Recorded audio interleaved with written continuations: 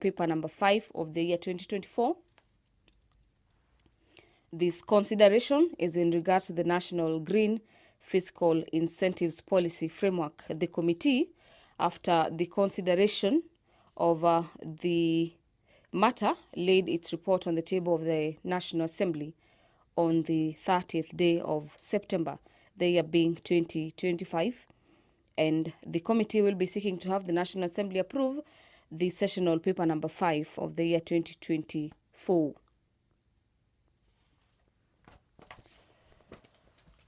Let's now have a look at other business before the House this afternoon.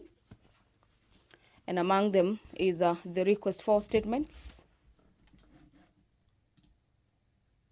that will be coming from different members of the National Assembly this afternoon, as well as a petition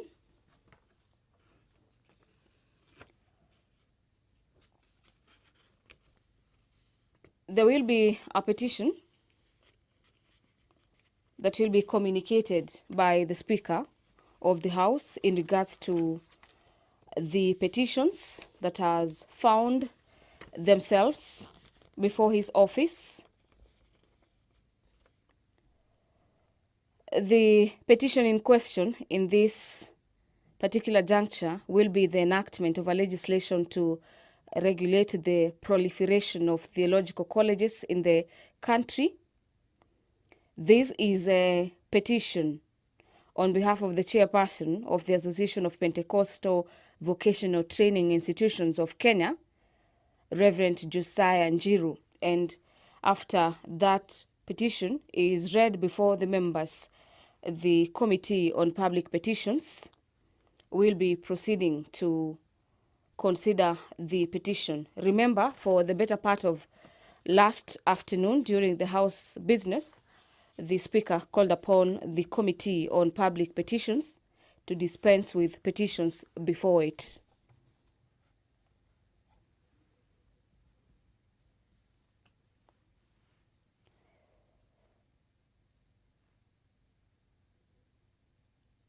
On Standing Orders number 44, subsection 2C, a number of members of Parliament will be requesting for statements.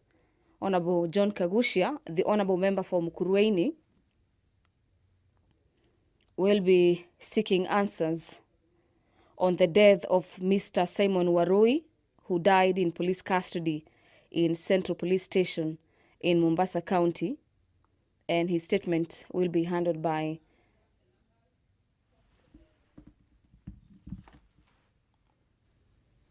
the business of the day. Order number 1, administration of oath.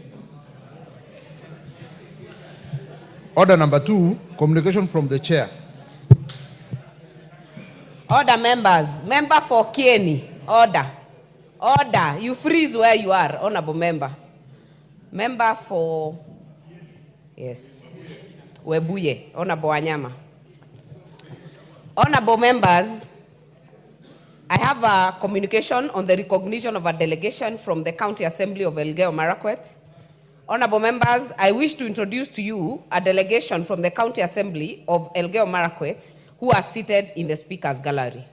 The delegation comprises 6 members from the Elgeyo Marakwet County Assembly, Select Committee on Members' Welfare, Catering, and Library Services. They are, number 1, the Honorable Tabitha Kimoning, Chairperson, the Honorable Evelyn Kipto, Vice Chairperson, the Honorable Benjamin Cheptioni, Member, the Honorable Stella Jeruto, Member, the Honorable Matthew Cheriot, Member, and the Honorable Davis Biwot, Member. Honorable members, the delegation is accompanied by 6 members of staff. Accompanied by 6 members of staff are on a visit to benchmark with the National Assembly, Parliamentary Broadcasting and Library Committee to learn, share experiences, best practices and challenges in executing their mandates. Honorable members, on my own behalf and that of the National Assembly, I welcome them to the Parliament and to wish them fruitful engagements. I thank you. Honorable members, let us welcome the members as have been introduced in the gallery. I will indulge the member for Marakwet West. You are even getting help from CPA, Honorable Ruto, to lift your hand, but you've already caught my attention. Timothy, you have 2 minutes maximum. Yeah, thank you, Honorable Speaker, for giving me an opportunity to welcome the delegation from the County Assembly of Elgeyo Marakwet as they visit this parliament so that they can pick the best practices from this legislature. Honorable Speaker, prior to coming to this parliament, I worked in the County Assembly of Elgeyo Marakwet as a legal counsel from the year 2013 to the year 2022, where I resigned and sought election by the people, from the people of Marakwet West, to be elected as their member of parliament. Therefore, Honorable Speaker, I have a lot of attachment to the aforesaid County Assembly, and this morning we hosted them before the committee on broadcasting and library, where they got the best practices from this legislature, which is the best legislature in south of Sahara and north of Limpopo. Thank you, Honorable Speaker. I also want to confirm, I saw you during lunch hour. I don't know whether you're still doing inspection or buying them lunch. But honorable members, allow me to just welcome them to the House and to watch the proceedings of this House. Next order. Order number 3, messages. Order number 4, petitions. Honorable members, we have a petition from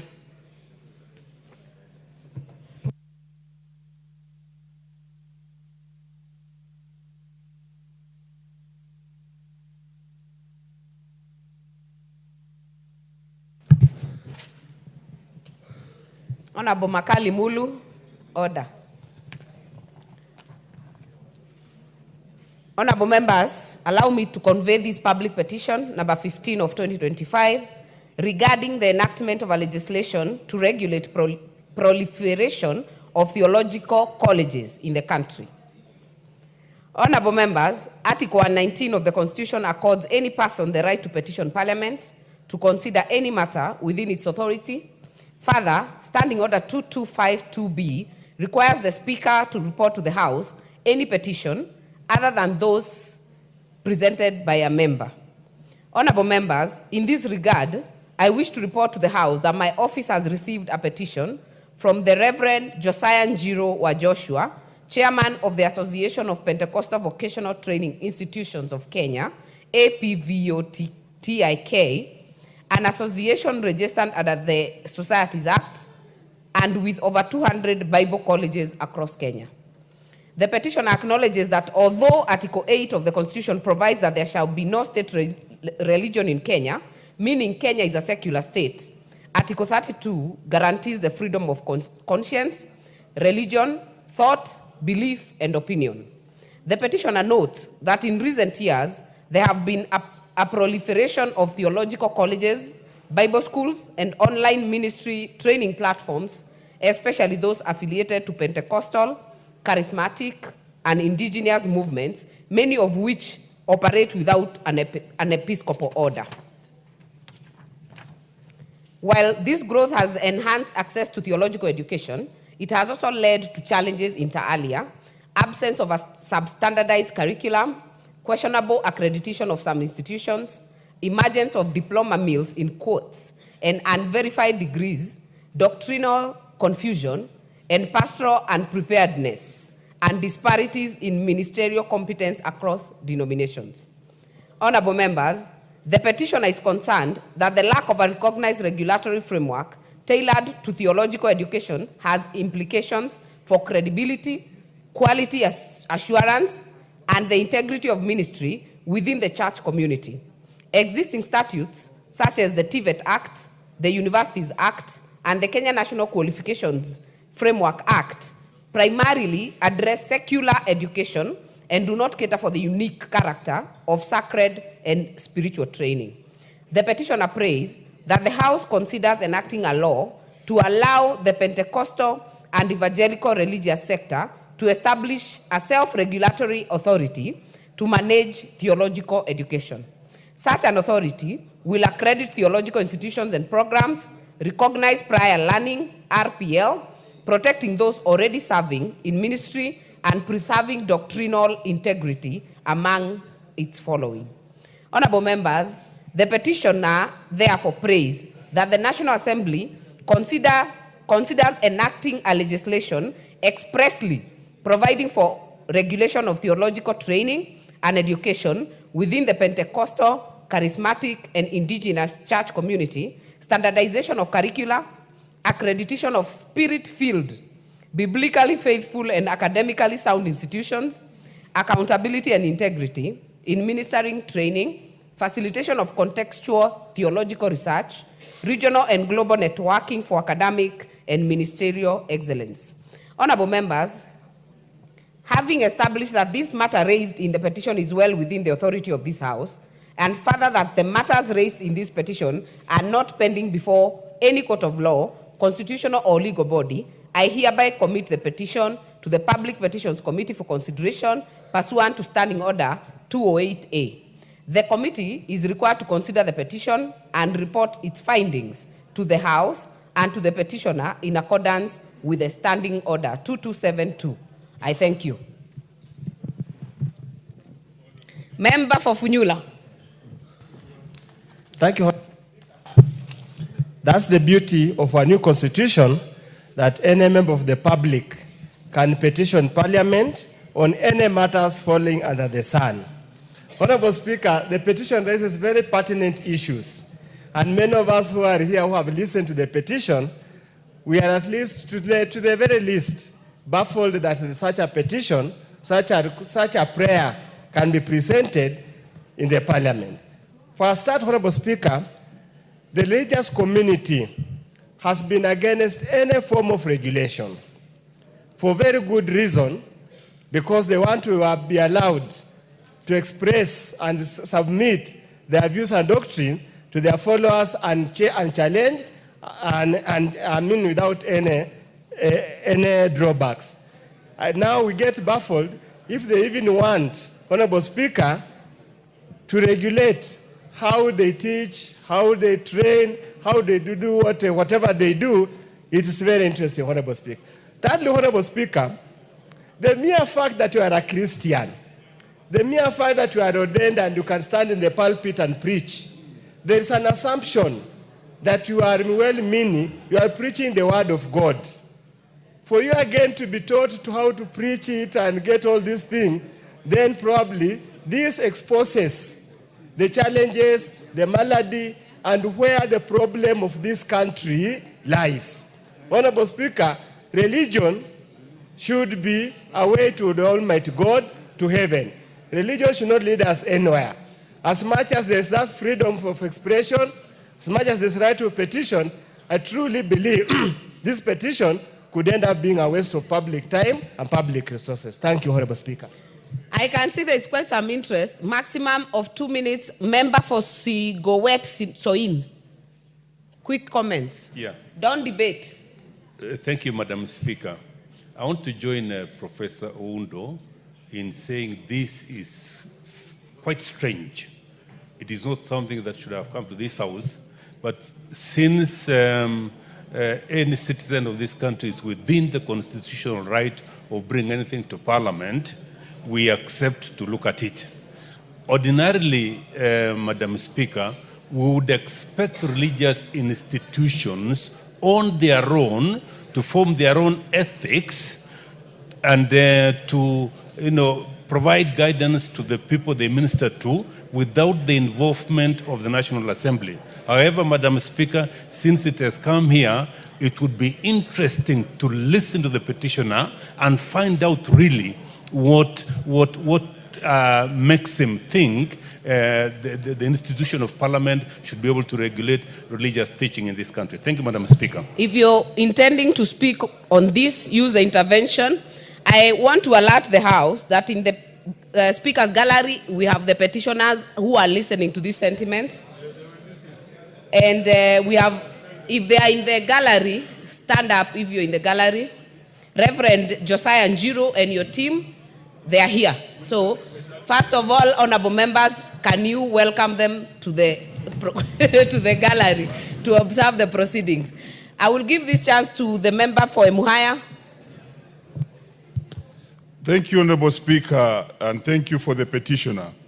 This is a petition that ordinarily I find interesting because we have kept away from regulating religion for a reason. And now religious leaders want us to do a syllabus and regulate them. Unfortunately, I have respect for the petitioners who are in the gallery, but I find them possibly looking for a way of becoming a monopoly or an oligopoly of some sort of running colleges. But there's freedom of religion. Remember, Honorable Speaker, theology goes far to deal with eschatology. In eschatology, they now deal with matters death, with matters end of the world, and with matters apocalypse, which sometimes are inspired. So I don't know how Parliament can really make a regulation on eschatology. Thank you, Honorable Speaker. Very well. Member for Kinangop, keep it short. Yeah, thank you, Speaker. I find this a very interesting petition. And over a long time, we have attempted to bring about regulations that would go about to regulate religious organizations and churches. But I find it very interesting, you know, from the prayers of the petitioner that we have a standardized training of the 200 Bible schools that he has mentioned, or theological colleges that is mentioned. I do not see some level of homogeneity in terms of teachings. Every sect, or for that matter, has their own way of interpreting the scriptures. And therefore it becomes mission almost impossible to have regulations that are going to really have a standardized way of having the religious or theological colleges training the same way. I do not want to preempt debate, but I think to some extent is mission impossible. Thank you. And honorable members, I can see the chair for Public Petitions Committee lifting his hand. And luckily for the petitioners, our chair is one Honorable Eric Mushangi, the only man who is in the house and has evidence that he saved on his head. But honorable member for Runyenjes, you will be the last one on this. Allow me to indulge members, take notes, so that you can be able to use that as you deal with the petition. Member for Kilgoris. Madam Speaker, I support this petition to a great extent because the spirit of it, Madam Speaker, and members of Parliament should not run away from this responsibility. The Christian religion is based on a book called the Holy Bible, which has been developed over 2,000 years.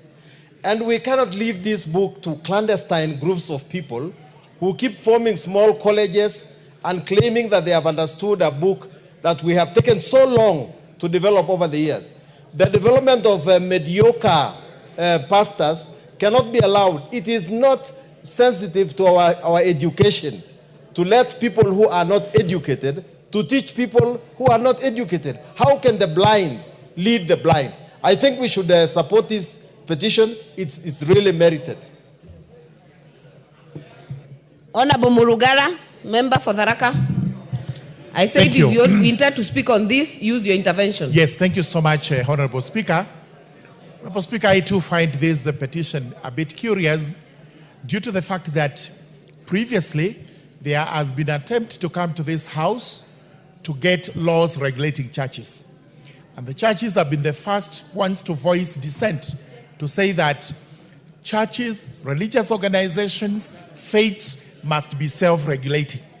This is purely because they are not uniform, they are diverse, and as such, we may have difficulties in coming up with what is uniform.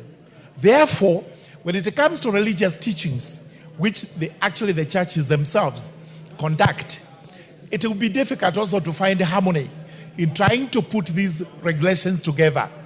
So as they say that they have to regulate themselves, I would be of the view that the religious teachings must also be self-regulating from the churches. However, the petitioners are here. This house is going to listen to them, and we will communicate to them the decision. Thank you. Member for Central Imenti. Thank you, Madam Speaker, for giving me this opportunity to comment on this important motion, this important petition. Madam Speaker, I think the petition is timely. It's timely because this flourishing of different learning institutions of religion some of them are misplaced. We have a chance, or we are under a chance of hearing that there are those people who are misleading others, to lead them to starvation, to lead them to unnecessary death, to lead them to practice which is not a Christian way, and it's necessary that they shouldn't be regulated. In one way or the other, this parliament and the state itself has failed the Kenyan public for failing to regulate these institutions as pertains to religion, because they are unable to regulate themselves.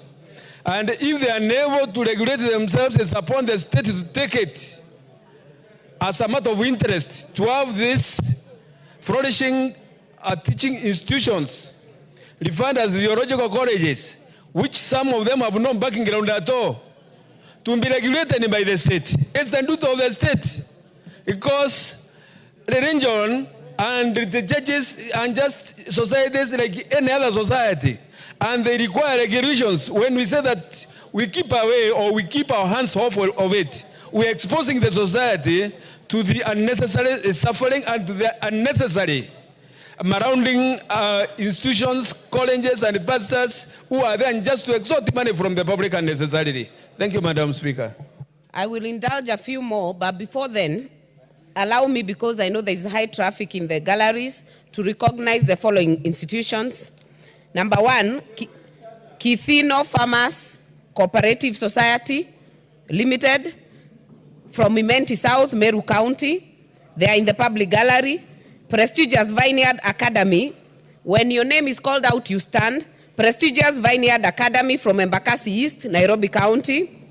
Kibini Primary School from Kajiado East constituency, Kajiado County. And Iviani School from Kitui West, Kitui County. And in the speakers gallery, both speakers and public galleries, we have Moi Avenue Primary School from Starehe constituency, Nairobi County. We will exhaust this matter, then I will indulge member for Starehe for 1 minute to help us welcome all our guests as they observe the proceedings of the House. The next chance to the member for Mombasa, Honorable Zamzam.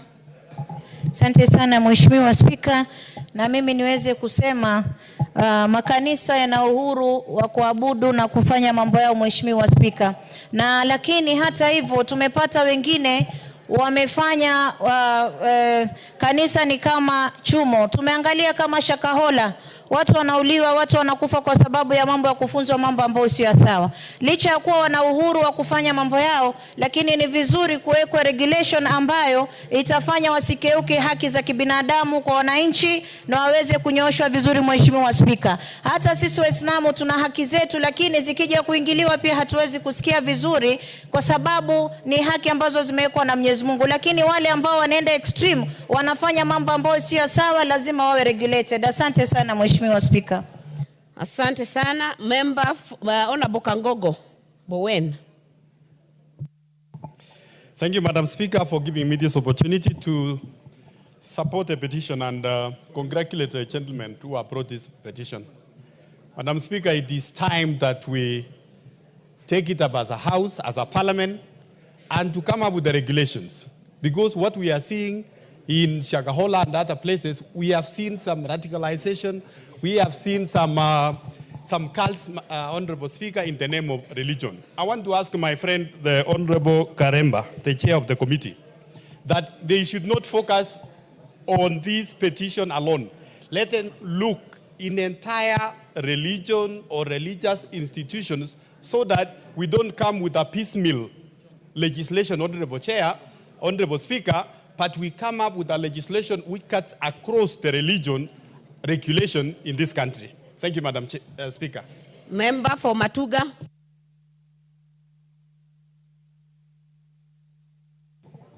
Asante sana Mheshimiwa Spika kwa hii fursa. Kwanza niweze kuwapatia pongezi wale ambao wameleta hii petition, kwa sababu dini ni muhimu. Dini sote tunajua Mwenyezi Mungu yupo, lakini endapo itatumika vibaya kama inavyotumika sasa, kiwango cha kuwa watu wanapatiwa mafunzo ambayo sio ya haki. Tulizungumzia Shakahola kipindi kilichopita. Saa hizi tuna kwa Benzaro. Tukitoka kwa Benzaro sijui tutaenda wapi. Na wote wanasema kwamba ni mafunzo ya kupitia dini. Kwa hivyo ni wakati kwamba tuweze kuweka sheria sio tu za Wakristo ama dini ya Kristo, lakini ziangaliwe dini zote. Kuna wakati mpaka dini yetu ya Kiislamu kuna wengine walikuwa wanatoa mafundisho ambayo hayakuwa mazuri, kwamba watu waweze kuchukua silaha ama waweze kwenda nchi fulani kwa kupigania dini, ambayo hiyo haiko katika Qur'an. Kwa hivyo mimi naunga mkono hoja hii na na imani tuko tayari kuweza kurekebisha na kudhibiti dini zetu na imani zetu ili zisilete madhara. Asante Mheshimiwa Speaker. Member for Buri. Thank you, Madam Speaker. In as much as that I agree with the petitioners, we need to be very careful when it comes to the matters of regulating the churches. Madam Speaker, I know historically there have been differences in many denominations, and they all have their own values which they subscribe to, and having the Bible as the basic book of doctrine. Madam Speaker, any attempt to force one curricula for theology teachings, Madam Speaker, I don't think whether it is a viable solution to the doctrinal problems that we are experiencing. Mr. Speaker, I know in the Constitution, Madam Speaker, sorry, I apologize. Madam Speaker, when it comes to the legislation of various churches or ministries, that is where we need to have a policy that certain conditions need to be met. But in terms of regulating how the theology will be taught, I don't think whether that's the best thing that we can do. Because you go to different universities teaching the same subject but different approaches. So I don't see why we should have one theological curriculum for all the churches. What we need to be very careful is those people who are coming in, there must be conditions as to which must be met by anybody who is legislating a ministry or a church. I thank you, Madam Speaker. Chief Whip. Madam Speaker, this is a very sensitive topic and petition per se. Matters religion are very spiritual. And really, it takes a calling for one to even become a pastor, to preach the gospel and everything. We need to be very careful.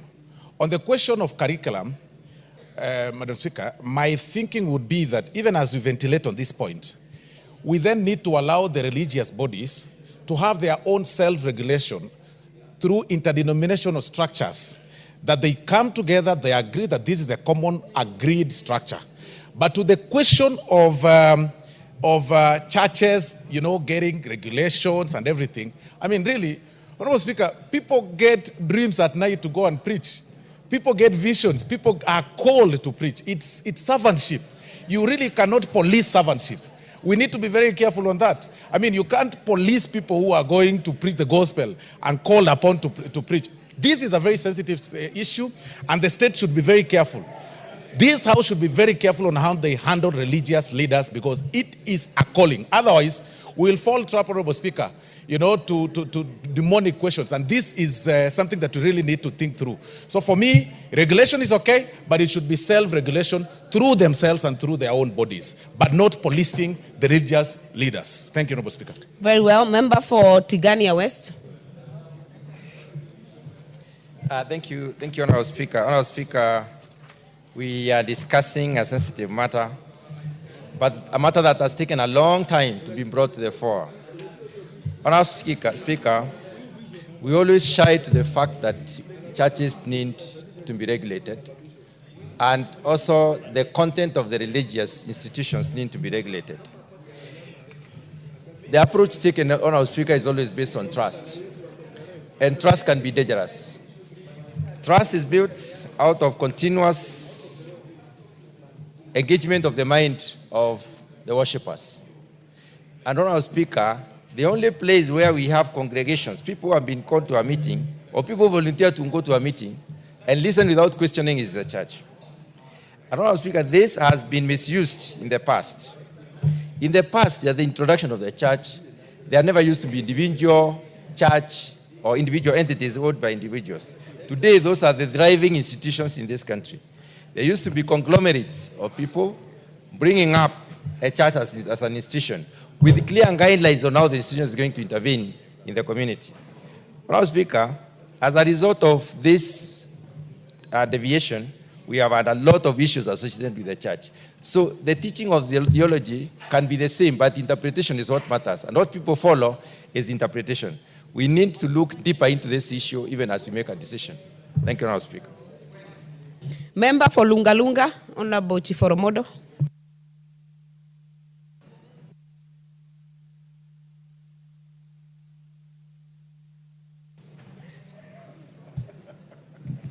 Mheshimiwa Spika, asante sana kwa nafasi hii ambayo kama bunge tumepewa fursa, na kabla niendelee niunge mkono hoja hii kwa sababu aliyeleta hoja amependekeza kwamba wakati huu wale ambao wanatoa mafunzo ya dini wawe na mtaala. Lakini ili swala Mheshimiwa Spika ni pana mno. Hata kama tutakuwa tunazungumzia kwamba tuwe na mfumo ambao unaelekezwa kimtaala na sheria, lakini pia tujue ya kwamba masuala haya ya imani ni masuala ambayo yanahitaji tuyachukulie kwa makini sana, kwa sababu kila watu ambao wana imani zao kulingana na dini na pia na lile dhehebu wanahitajika pia waheshimiwe, kwa sababu wana misingi ambayo imejengwa katika hiyo imani na pia katika hiyo dini ambayo wanaienzi. Lakini hata hivyo, kama bunge tuko na nafasi ya kuhakikisha ya kwamba tunaweka sera ambayo itakuwa inaelekeza nchi katika mwelekeo unaofahamika, kwa sababu tumekuwa na matukio ambayo Mheshimiwa Spika ni ya kuogofya na yanachafua jina la dini. Kwa hivyo tuko na nafasi na tunaunga mkono ya kwamba tuwe na mwelekeo na sera kuhusu masomo ya dini ya Kikristo. Asante. Honorable Ferdinand Kevin Wanyonyi, member for Kwanza. Thank you, Madam Speaker. I just want to take this opportunity to say that we must do something, and I want to actually thank the petitioner that at this country, I think we are going the wrong way.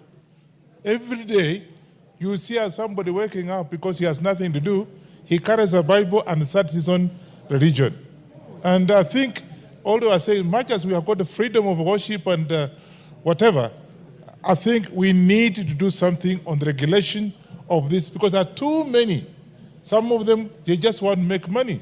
In fact, I have a case where a so-called pastor says to come on a Saturday or it was a Sunday, you must have at least 200 shillings with you to come and do the worshiping. Is that what's supposed to be? Well, all I'm saying is that let's regulate these so-called religions so they can be able to move forward, because otherwise we are taking this country in a wrong direction. And therefore, I think the petitioners are right. I think the issue here is not actually stopping anybody, but let's have this regulation on some of these ones. I am myself a serious Catholic follower, but I won't say that everybody must be a Catholic. But I'm telling you, there's a problem in this country. Let's do the regulation. Honorable Rahim. Thank you, Madam Speaker. Madam Speaker, I do not agree with this petition. Madam Speaker, yes, everybody has a right of worship. And, you know, when those, we are saying mushrooming churches and all that, I myself have done theology in university. And I do not think that we need to, you know, the word of God should go to each and every person. There is no reason that you stop. The only thing I agree with is Honorable Zamzam talking that we do not need the Shakahola types. But let us not condemn the churches, the small churches, because they are having an impact. Madam Speaker, if you go to the UK, churches are being closed and being turned into other things. At least in this country, we have got religion still with us. And if we stop the people preaching, then we will be doing the wrong thing. We'll be doing a disservice. Let the mainstream churches not try to gag the small churches, although sometimes we have even one with one church is a bishop. What's wrong with that? There is nothing wrong with that, Madam Speaker, so I oppose this petition. We will close with the chair of the Public Petitions Committee. Thank you. Thank you, Madam Speaker. This is, Madam Speaker, this is truly a very interesting petition, and I am glad to see the excitement and the interest from the members regarding this petition. But I want to agree with the members who have seen that it is important to have a regulation on the matter, on the space of the religion. And I want to disagree with the members that think that this Honorable Chair, you don't even need to help the Speaker. Public Petitions Chair, you cannot purport to take a position on a petition that you're supposed to preside upon. So, order members, I do not need assistance. Honorable Member for Runyenjes, you will consider this petition with its merits and bring to this floor a report in the next 60 days. I oblige, Madam Speaker. The next 90 days. I'll do that, Honorable Speaker. Thank you. Order members.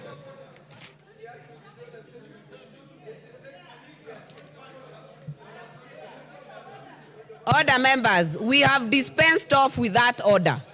There is nothing further to it. Honorable Member for Starehe, I will indulge you to welcome your students that are still in the public gallery.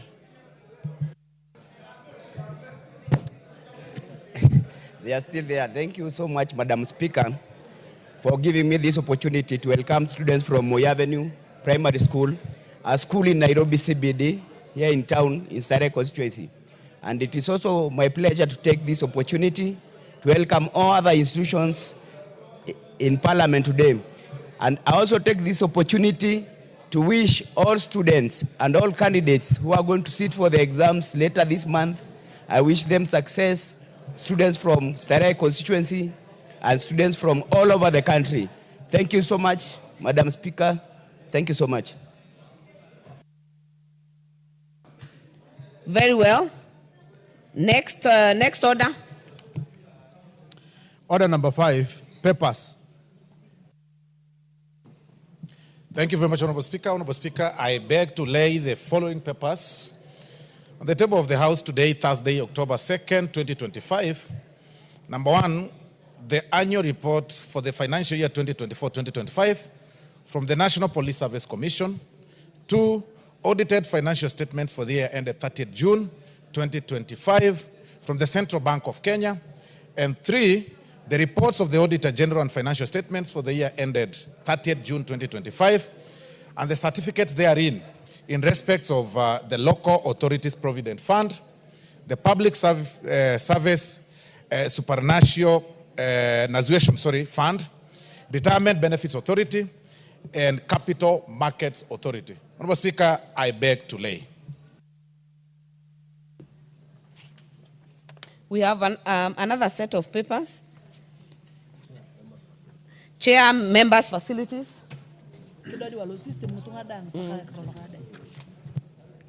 Thank you, Madam Speaker. I beg to lay the following paper on the table of the House today, Thursday, 2nd October 2025. Report of the Select Committee on Member Services and Facility on its inspection visit to constituencies, offices in Siaya, Kisumu, Narok, and Bomet counties. Do we have a set of papers? No. Next order. Order number 6, notices of motion.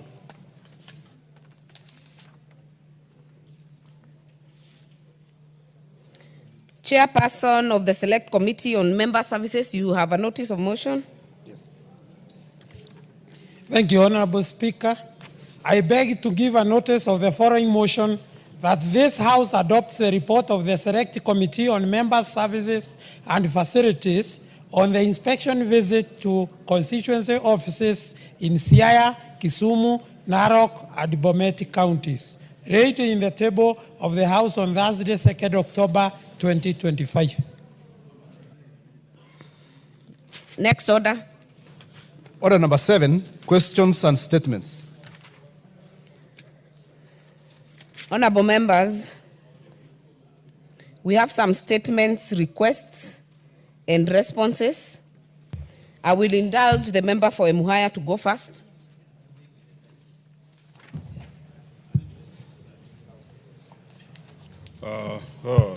Thank you, Honorable Speaker. Pursuant to provisions of Standing Order 44.2C, I wish to request for a statement from the chairperson of the Departmental Committee on Education regarding the ongoing verification of the number of students in all schools in the country. Honorable Speaker, the Minister of Education is currently undertaking a nationwide verification exercise to ascertain accurate student enrollment figures across all schools. This initiative aims to address the issue of inflated enrollment data to ensure the proper disbursement of government funds. The audit has identified over 50,000 ghost students in secondary schools alone, as well as anomalies such as classrooms existing only on paper. The ongoing verification is essential for correcting resource allocation, preventing corruption, and enhancing the reliability of education planning data. However, the timing of this exercise during the third term, coinciding with Form 4 students and those in grade 9 and 6 preparing for their national examinations, has led to significant challenges. As a result, many primary and secondary schools are currently without capitation funds. Honorable Speaker, while the verification process is undoubtedly commendable, the broader education sector is currently facing significant challenges. Only 8,000 out of the 15,000 junior schools have been vetted and cleared. Similarly, only 11,000 out of the 24,000 secondary schools have undergone vetting. Despite this, the schools cleared so far continue to await for capitation disbursements. Further, university students remain out of class due to ongoing disruption as a result of the university lecturers' strike. This situation demands urgent attention to preserve the stability and effective functioning of our education system. Honorable Speaker, it is against this background that I request for a statement from the chairperson for the Departmental Committee on Education on the following. 1, plans put in place by the Ministry of Education to ensure that all schools receive capitation to facilitate them during the third term, given that the national exams are about to commence. 2, measures being put in place by the Ministry of Education to ensure smooth operation of schools despite the ongoing verification process by sending a minimum 50% of the capitation to schools. 3, actions being taken by the ministry to uncover the ghost schools that had received funds for both infrastructure, capitation, and examination purposes. 4, steps being taken to resolve the ongoing university lecturer strike to ensure learning of university students. And finally, the expected time frame for concluding the verification to enable schools to resume normal operations. Thank you, Honorable Speaker. Thank you. Honorable members, the chair for Education Committee, this is not a new issue. Remember, I raised it last week. Vice Chair, bring the response next week on Wednesday. It is an urgent matter. Next week, Wednesday. Yes, Madam Speaker, we will do. Honorable member for, I will indulge honorable member for Mukurweini.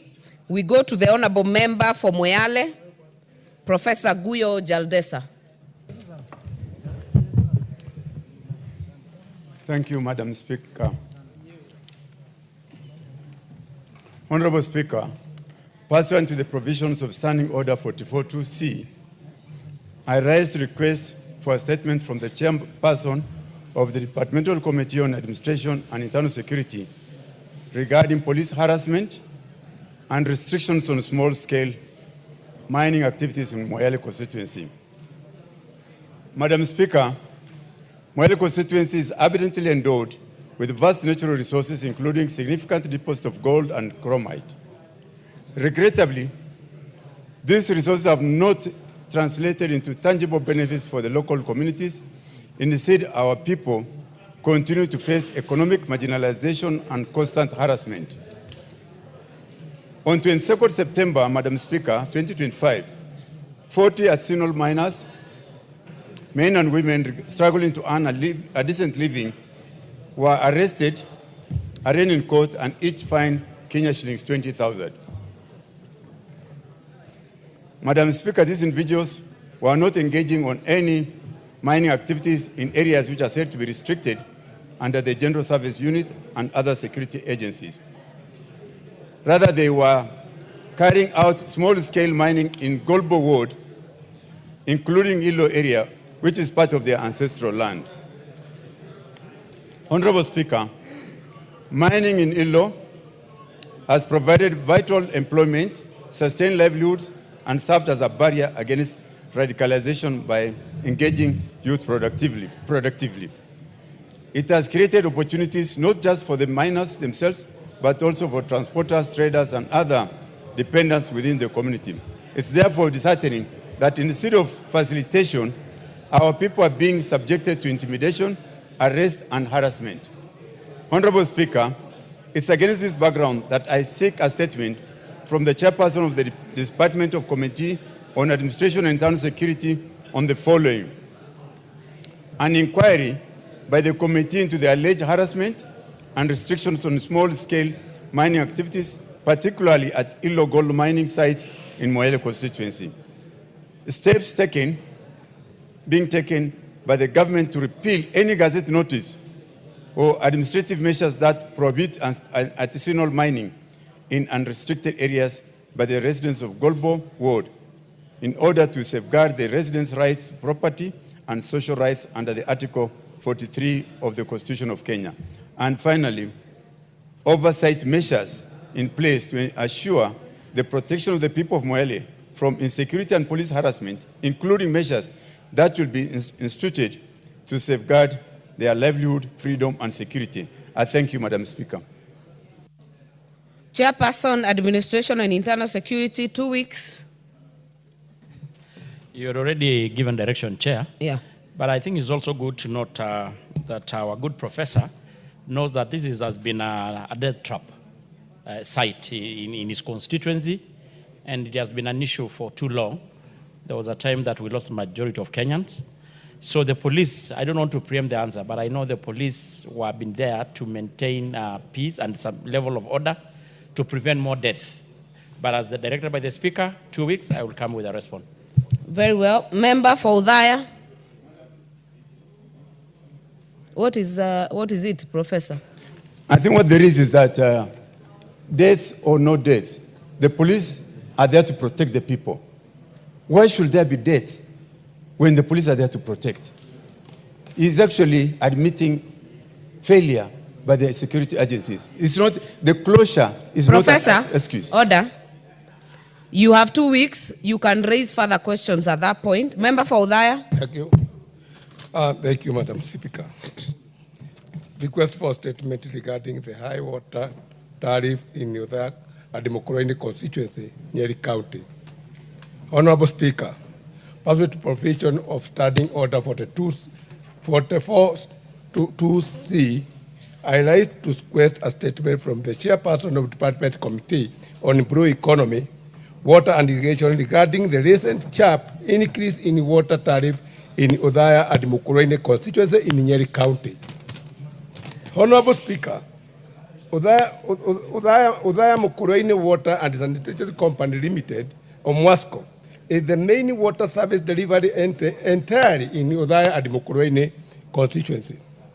Recently, the Water Services Company, through the Water Services Regulatory Board, WASREB, reviewed the water tariff upward. Under the new structure charges, vary according to consumption block and customer categories. with domestic and residential consumer now paying between Kenya shillings 90 shillings per cubic meter, up from 33 per cubic meter. This step increase coming after a series of tariff hikes in the recent years has sparked widespread public outrage, leading to protest by the residents. The residents are particularly concerned that the decision to review the water tariff was made without public participation or consultation with the various stakeholders. Honorable Speaker, it is against this background that I request the chairperson of Departmental Committee of Blue Economy, Water and Irrigation to apprise the House on the following. Circumstances that led to the high increase of water tariff by Omwasco. The step taken by the Ministry of Water, Irrigation and Sanitation through the Water Services Regulation Board to regulate water tariff increasement in Yodhaya and Yodhaya constituency, and the plan in place to ensure the WASLEB reconsider the review of water tariff by Omwasco to ensure fairness, equity, and affordability to service provision across Nyeri County. I thank you, Honorable Speaker. Chairperson, Blue Economy, Water and Irrigation, 2 weeks. Thank you, Madam Speaker. In 2 weeks' time, I will bring a response. Very well. Allow me to welcome students in the public gallery. Number 1, Nairobi South Day Secondary School from Starehe constituency, Nairobi County. Number 2, Muhoroni Furaha School from Muhoroni constituency, Kisumu County. Join me in welcoming them to observe the proceedings of the House. I will indulge the Majority Leader to move to give the normal Thursday statement. Thank you, Honorable Speaker. Honorable Speaker, pursuant to the provisions of Standing Order 44.2a, I rise to give the following statement. On behalf of the House Business Committee, which met on Tuesday, 30th September 2025, to prioritize business for consideration during the week. With regards to business scheduled for next week, the House is expected to continue with the second reading of the Intergovernmental Relations Amendment Bill, Senate Bill number 12 of 2024. Additionally, Honorable Speaker, debate will be undertaken on the following motions, some of which are listed in today's order paper. 1, consideration of the 7th report on examination of financial statements of selected state corporations. 2, consideration of sessional paper number 5 of 2024 on the National Green Fiscal Incentives Policy Framework. 3, consideration of comprehensive economic partnership agreement between the Republic of Kenya and the United Arab Emirates. 4, consideration of the reports of the East African Legislative Assembly at the 4th meeting of the 2nd session of the 5th Assembly. And 5, consideration of the privileges and immunities, the Global Center for Adaptation Order of 2025.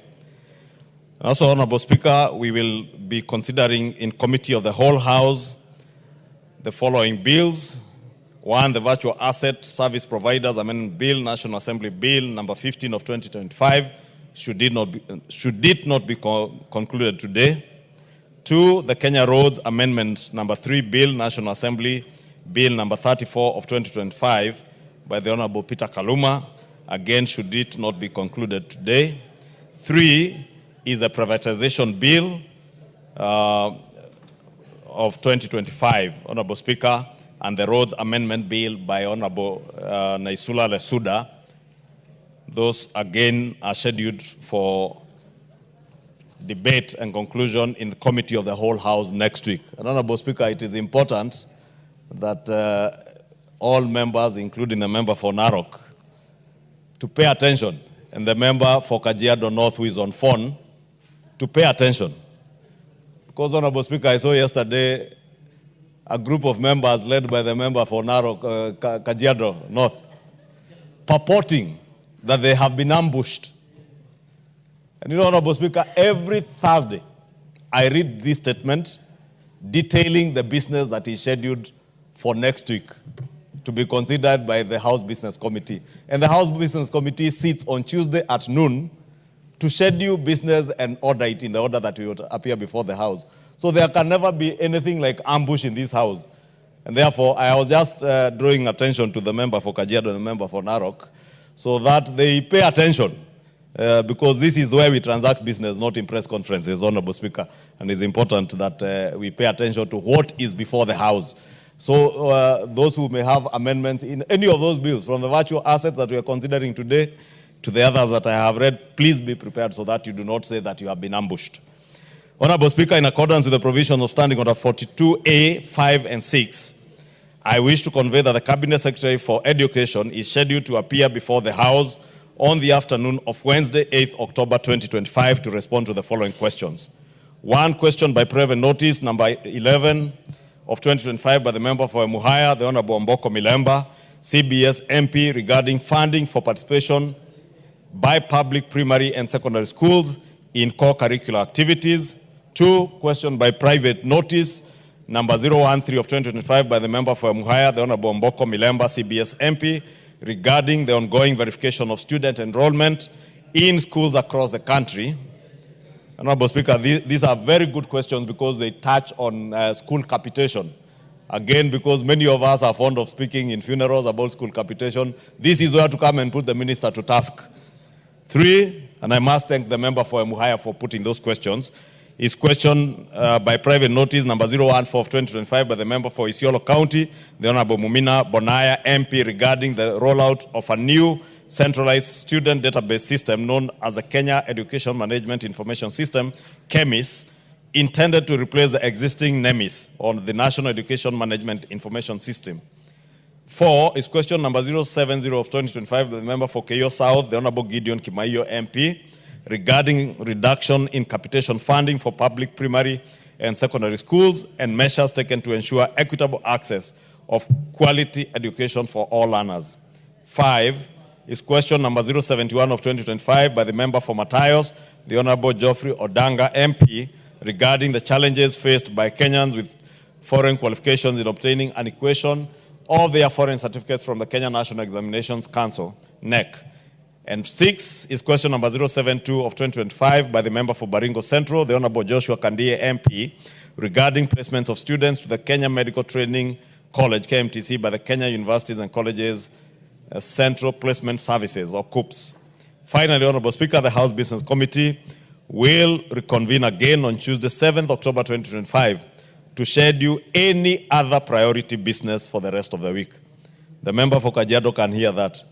The House Business Committee will meet on Tuesday, 7th October, to schedule any other priority business for the rest of the week.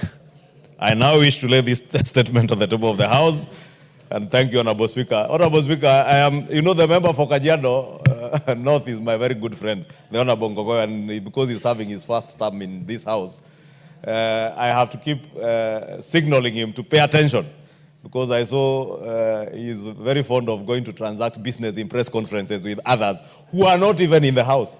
Yesterday, when we were transacting business here, they collected 5 other MPs who are not even in the House and went to stage a press conference purporting we have been ambushed. How can you be ambushed when you're not in the House?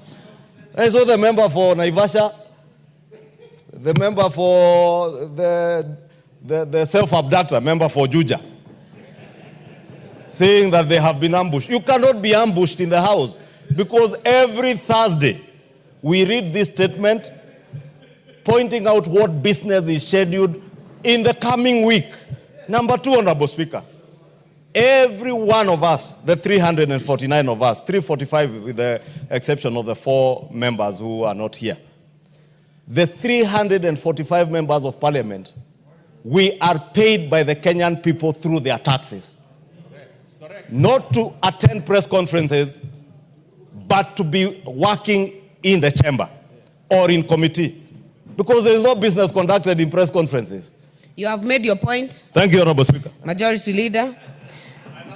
Member for North Imenti, you have a statement? Thank you. Thank you, Madam Speaker. Madam Speaker, request for statement regarding inclusion of Imenti sub-county in the upcoming Kenya Defence Forces recruitment. Honorable Speaker, pursuant to the provisions of Standing Order 44.2c, I rise to request for a statement from the chairperson of the Departmental Committee on Defense, Intelligence and Foreign Relations regarding the inclusion of Imenti East Sub-County in the forthcoming Kenya Defence Forces recruitment exercise. Honorable Madam Speaker, on the 15th of September 2025, the Ministry of Defense advertised the upcoming recruitment of General Service Officer Cadets, Specialist Officers, General Duty Recruits and Defense Forces Constables to the Kenya Defense Forces, KDF. The recruitment exercise is scheduled to take place in October 2025 across sub-counties in the country as listed in the published advertisement. However, Imenti East sub-county, which is in my constituency, was gazetted on the 17th of March 2022 and subsequently operationalized on 9th September 2025, is not included in the published recruitment schedule. This omission denies many qualified youths from the area an opportunity to serve the nation through the KDF. Notably, Article 10 of the Constitution enshrines equity, inclusiveness, equality as a core national values and principles of governance. The exclusion of some sub-counties from such a national recruitment exercise, therefore, raises concerns on inclusiveness and fairness in the KDF recruitment process. Honorable Madam Speaker, it is against this background that I request for a statement from the chairperson of the Departmental Committee on Defense, Intelligence and Foreign Relations on the following. 1. Plans by the Ministry of Defense to ensure that Imenti East Sub-County is included in the upcoming KDF recruitment exercise. And 2. The measures the ministry has put in place to ensure the upcoming recruitment exercise and any future recruitment processes cover all sub-counties in the country in line with the constitutional principles of inclusivity and equal opportunity. I thank you, Honorable Madam Chair, MP Nodimenti. Madam Chair, Not Chair. Madam Speaker, the recruitment is starting on the 12th. So I hope... Honorable Member for Central Imenti, North Imenti, give the chair, give the speaker a moment first to determine about your statement before you debate it. Okay. Madam Speaker, I'm not taking your role from you, but I just want to say that I hope you will rule that it should be given by next Thursday because the recruitment is starting from the 13th of October. Honorable Rahim, thank you. I hear you. I just want to bring to your attention that statements you should read as it is first. The Chair of Defense, not in the House. Vice Chair, not in the House. Majority Leader, this issue on recruitment, there were many others that were raised last week. Can they all be collapsed into one response to be brought next week, latest Thursday? Because they are urgent. Okay, Honorable Speaker. Thank you. Before we go to the next statement, allow me to recognize in the public gallery Kiambuthia Primary School from Mathioya constituency in Murang'a County. Join me in welcoming them to observe the proceedings of the House. Next member is the member for Mwingi Central. Thank you, Madam Speaker. Madam Speaker, I request for statement regarding the tax arrears owed to Kenya Revenue Authority by various NG-CDF committees. Madam Speaker, yes, CDF, and I think this is important for members to pay attention to. Prosecute your statement, Honorable Mulyungi. Honorable Speaker, pursuant to the provisions of Standing Order number 44-2C, I wish to request for a statement from the chairperson of the Departmental Committee on Finance and National Planning regarding the disputed tax arrears owed to the Kenya Revenue Authority by various National Government Constituencies Development Fund, NGCDF constituency committees, which was picked during our audit. Honorable Speaker, in 2021, the National Government Constituencies Development Fund Board received a communication from the Kenya Revenue Authority demanding payment of tax arrears owing to certain constituencies. Most of the affected constituencies disputed the tax assessments and commenced a process of engaging officers of the Kenya Revenue Authority. However, Madam Speaker, the matter remained unresolved. Madam Speaker, subsequently, a meeting of the NGCDA board and KRI was held on the 21st of December 2021, in which various issues were discussed, including tax accountability on labor-based contracts, collection of tax arrears, appointment of fund account managers as VAT withholding tax agents, amongst others. Despite numerous engagements between the NGCDA board and KRA, the matters have remained pending. As of 31st of May 2025, the KRA authority is demanding tax arrears to constituencies amounting to 2.2 billion from the NGCDF committees. Honorable Speaker, it is against this background that I seek a statement from the chairperson of the Departmental Committee on Finance and National Planning on the following. Number one, a clarification on the current status of the arrears owed by each constituency with a detailed breakdown of the amounts outstanding to each. Number two, an outline of the specific steps being taken by KRA and the NGCDA board to resolve the matter, including clear timelines for settlement of the same. Thank you, Madam Speaker. Very well. Chair Finance, Vice Chair, Majority Leader, kindly let the Chair Finance know to bring a response in the next 2 weeks.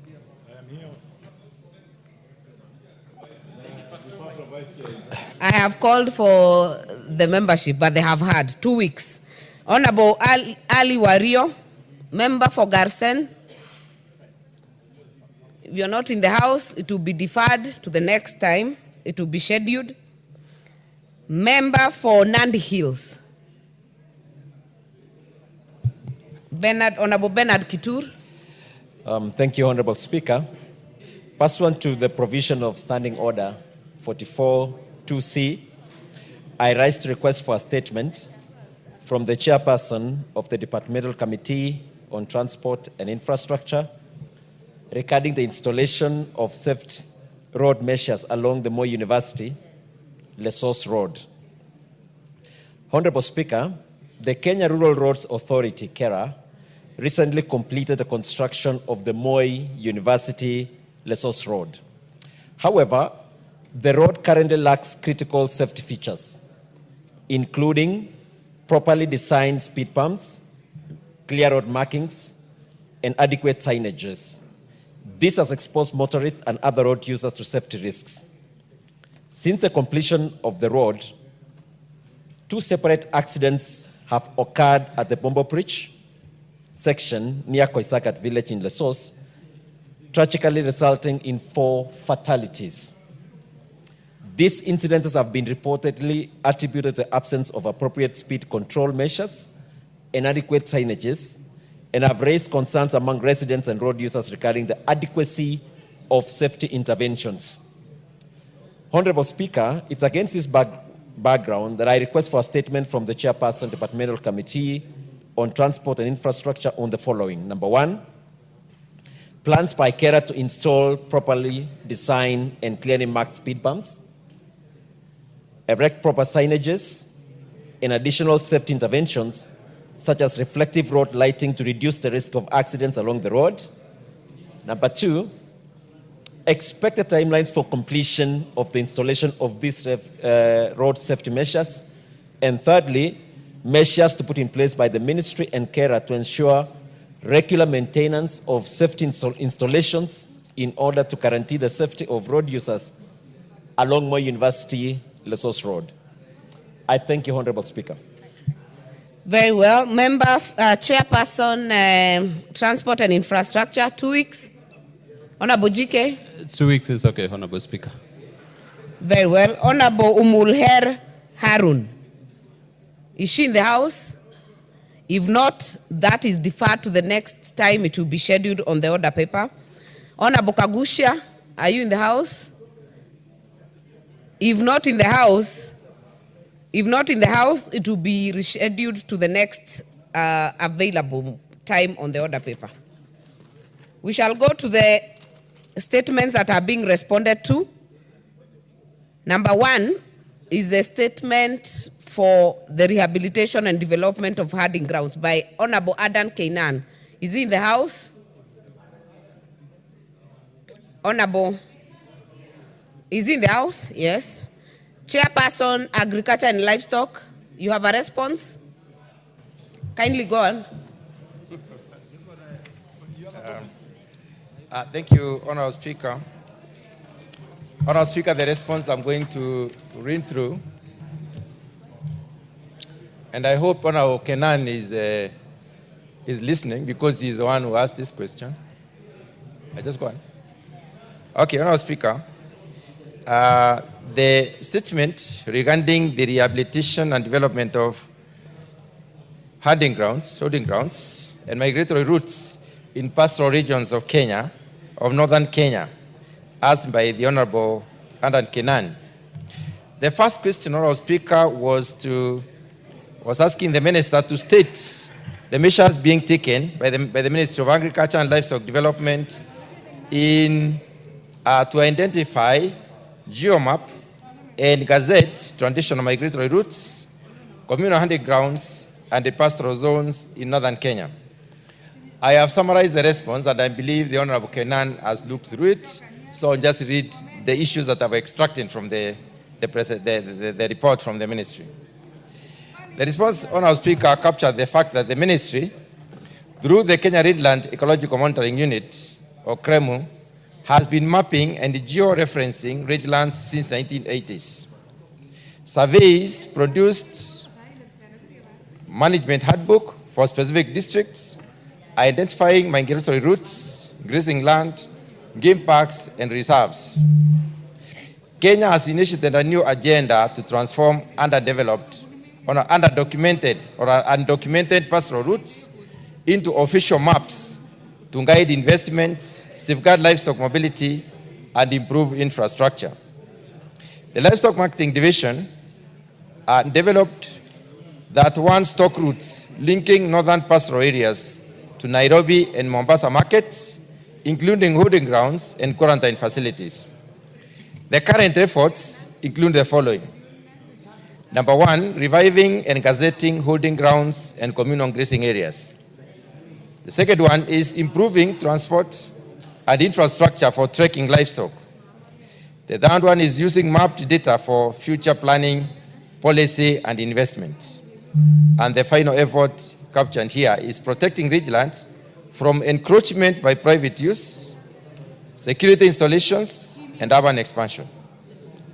The second question, Honorable Speaker, was to state the interventions being made by the ministry in collaboration with the county governments and relevant water agencies to rehabilitate degraded grazing zones and livestock holding grounds, improve water infrastructure such as water pans and kiosks along key livestock migratory corridors.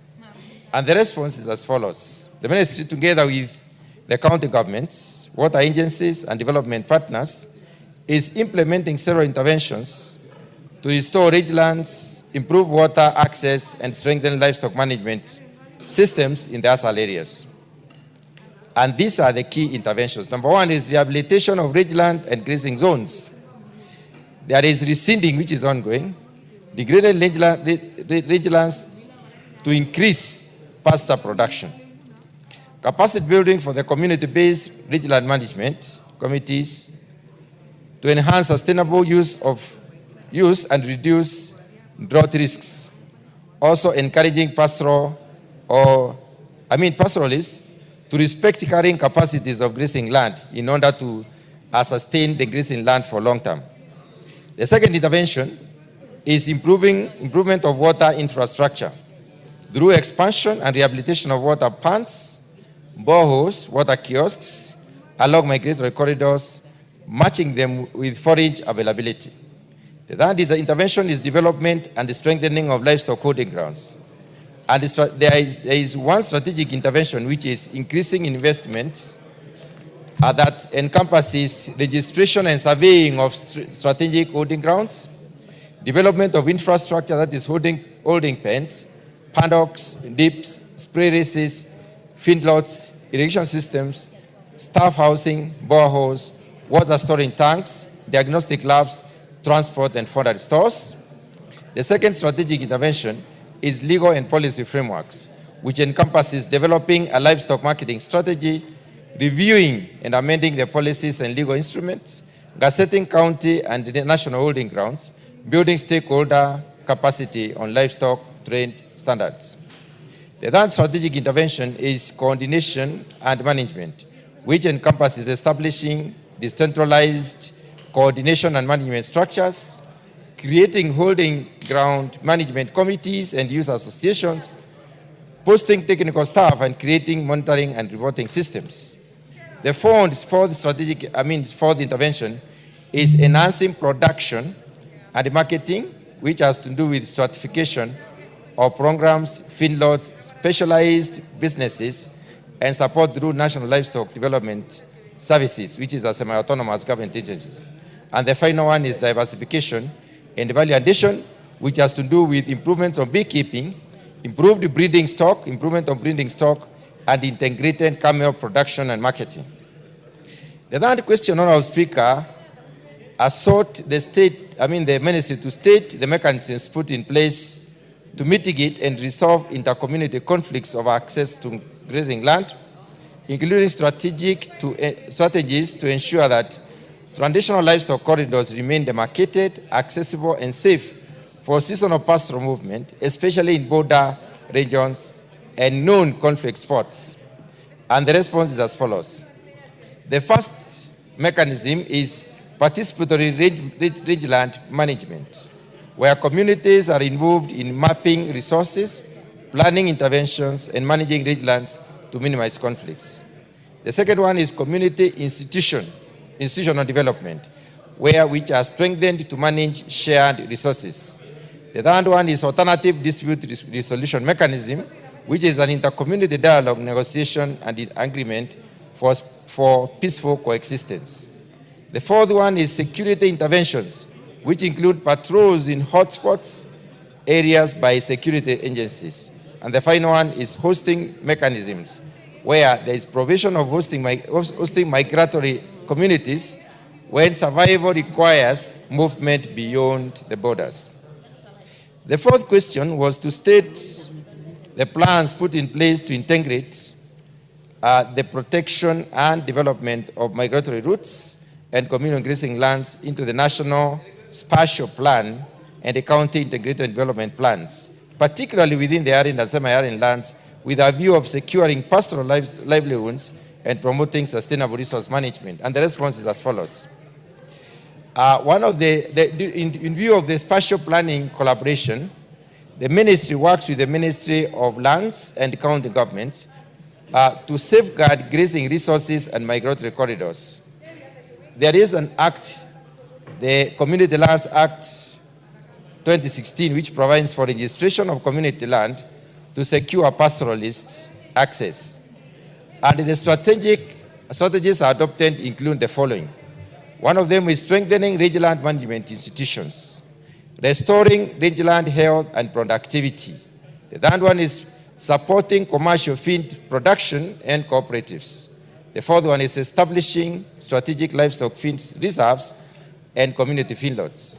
The fifth one is breeding program to support the meat industry.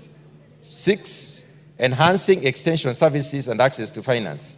7, strengthening disease surveillance and control. 8, implementing livestock identification and traceability system. And 9, establishing livestock quarantine facilities. The final question, Honourable Speaker, was to give an indication of whether the government has allocated funding or established partnerships with the regional bodies such as the Intergovernmental Authority on Development or IGAD to establish critical pastoral infrastructure such as fodder reserves, feedlots, livestock holding grounds, veterinary health outposts. Honourable Speaker, protect me from Honourable Ngeleche, who has decided to have a presentation as I go on. And then also the conflict early warning system among key migratory routes. The response is as follows. Number 1, in terms of the funding, we have national investment. These are resources allocated for pasture, water, and animal health services through projects such as ALPRO. ALPRO is ASAL-based livestock and rural livelihood support program. There is RP-LRP, which is Regional Pastoral Livestock Resilience Project, and FSRP, which is Food Systems Resilience Project. The second one is IGAD, which has an IGAD Transhumance Protocol, which encourages targeted cross-border investment to enhance productivity and reduce conflict. There is a project called BREFONS, which runs from 2022 to 2027 and funded by AFDP, supporting resilience, agribusiness, climate adaptation, and mapping of livestock routes in counties like Isiolo, Marsabit, Turkana, and Garissa. Then there is KELCOP, which is Kenya Livestock Commercialization Project, that is co-funded by GOK and IFA International, PFI, and communities, which is targeted at vulnerable groups, pastoralists, youth, and women. And there's a project called Twende, which is running from 2020 to 2026, a joint Kenya NDMA CIA UCN initiative that is restoring degraded and rich lands in 11 ASAL counties. In conclusion, Honourable Speaker, the ministry states that the Ministry of Agriculture and Livestock Development is committed to advancing the livestock sector through the livestock development and promotion services. There is collaboration with county governments, development partners, sector, and other stakeholders. It is emphasized, that collaboration. Joint meetings with the Council of Governors have been held, or they are being held regularly, and they have produced a roadmap for ASAL counties. There is also the Intergovernmental Forum and the Summit, which basically is going to take place in this October and will crystallize resolutions and revitalize the sector, especially in the northern Kenya. Honourable Speaker, during the just concluded meeting with Council of Governors, several resolutions were taken, and I would like to go through the resolutions. Honourable Dr. Mutunga, that is the summarized version. Yes, I'm finishing. I'm finishing completely now. The resolution, because Honourable Kinan was very particular, and I would like to touch his heart. Honourable Speaker, taken quite some time, so kindly. Yeah, there are only 6:15. Number 1, development of Kenya livestock blueprint as a joint strategy between the national government and county. That was agreed upon as a resolution. Co-financing and operationalization of abattoirs, feedlots, transport hubs, and tanneries. Number 3, implementation of land-scale rangeland restoration and addressing invasive species. Number 4 is rollout vaccination campaigns targeting about 80% of the livestock by 2027 and establishing biosafety laboratory in all counties. Number 5, finalization and rollout of livestock master plan and maintaining updated livestock data. Number 6, establishment of breed improvement programs for early maturing and market fit breeds. 7, creation and maintenance of animal feed reserves. 8, fast tracking of animal identification and traceability system. 9, establishment of livestock revolving fund with the Sharia compliant options. 10, harmonization of policy and regulatory framework to boost competitiveness and exports. 11, recruitment of livestock extension officers, veterinarians, animal production officers, range management officers. 12, clarity or clearly delineating roles between national government and the county government in the implementation of the projects. 13, activation of drought contingent plan for preparedness and resilience. 14, fast-tracking formation of livestock farmer cooperatives for aggregation and commercialization. And finally, development of livestock value chain within county aggregation and industrial parks. Thank you, Honourable Speaker. Honourable Keynan. Thank you, Madam Speaker. Madam Speaker, last week, this same House interacted with a response actually from the ministry. And that particular statement actually was not only wanting, but was completely out of place. That's why today I was almost going to seek your indulgence to be patient with us, because we are dealing with the whole sector that has been neglected. But Madam Speaker, two things come to my mind. I tabled this question, I asked this question on, I requested for this statement on 30th June 2025. Madam Speaker, I really want to, first of all, on the face of it, appreciate Dr. Mutunga. Dr. Mutunga is not just a chair of a committee. He's a well-informed academic. He's also an able chairman. I really want to appreciate it, because had it not been your efforts, I would have accepted that shallow, hollow, out of touch, actually, response, and this House will have been duped. The fact that we went back to the drawing board, this has triggered a number of things, Madam Speaker. I saw the statement on 30th June 2025. The Speaker approved on 1st July 2025. And shockingly, Madam Speaker, a few days later, the ministry, in cahoots with the Council of Governors, decided to call for a joint meeting, the first of its kind since devolution. That was dated. I wish they did this. Instead of doing it in Serena, Mombasa, I wish they went to Wajir, Garissa, Mandera, Isiolo, Tana River, and many other places so that they could interact. That meeting resolved to have 15 resolutions.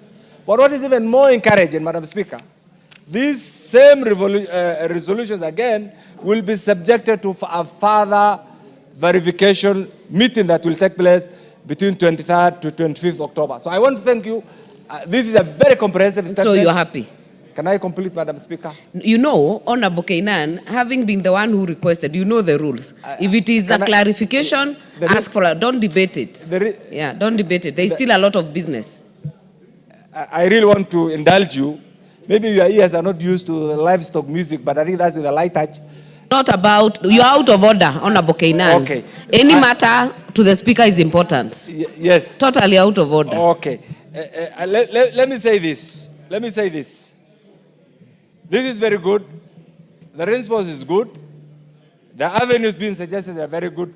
Will I be right to ask you, as the chair, to make sure these resolutions, these joint resolutions between the Council of Governors and the Ministry are properly implemented? And when that meeting will take place between 23rd and 25th October, your committee under your able leadership will be part of the deliberations to make sure this does not become another paper that will be thrown into the shelves of the Ministry of Agriculture.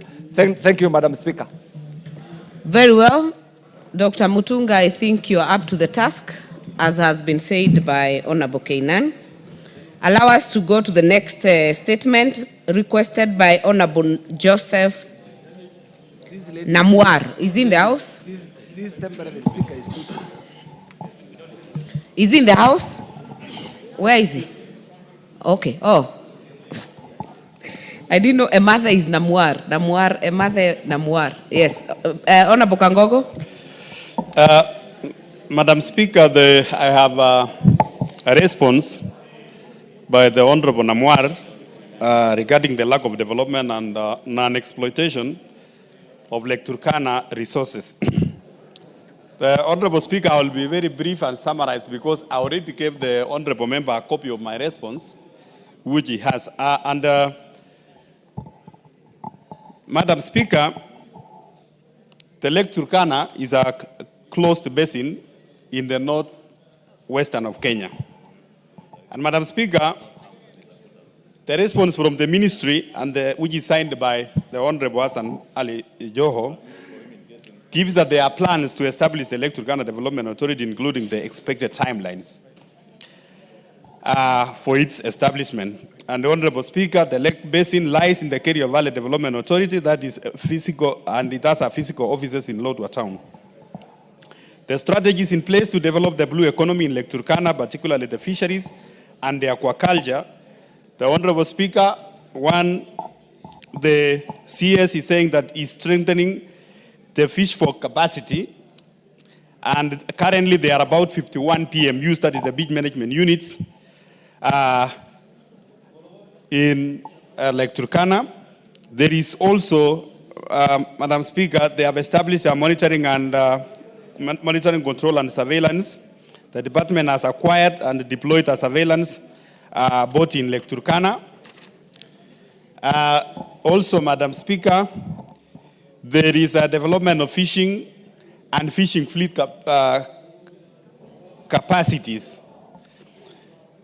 with the new fish markets.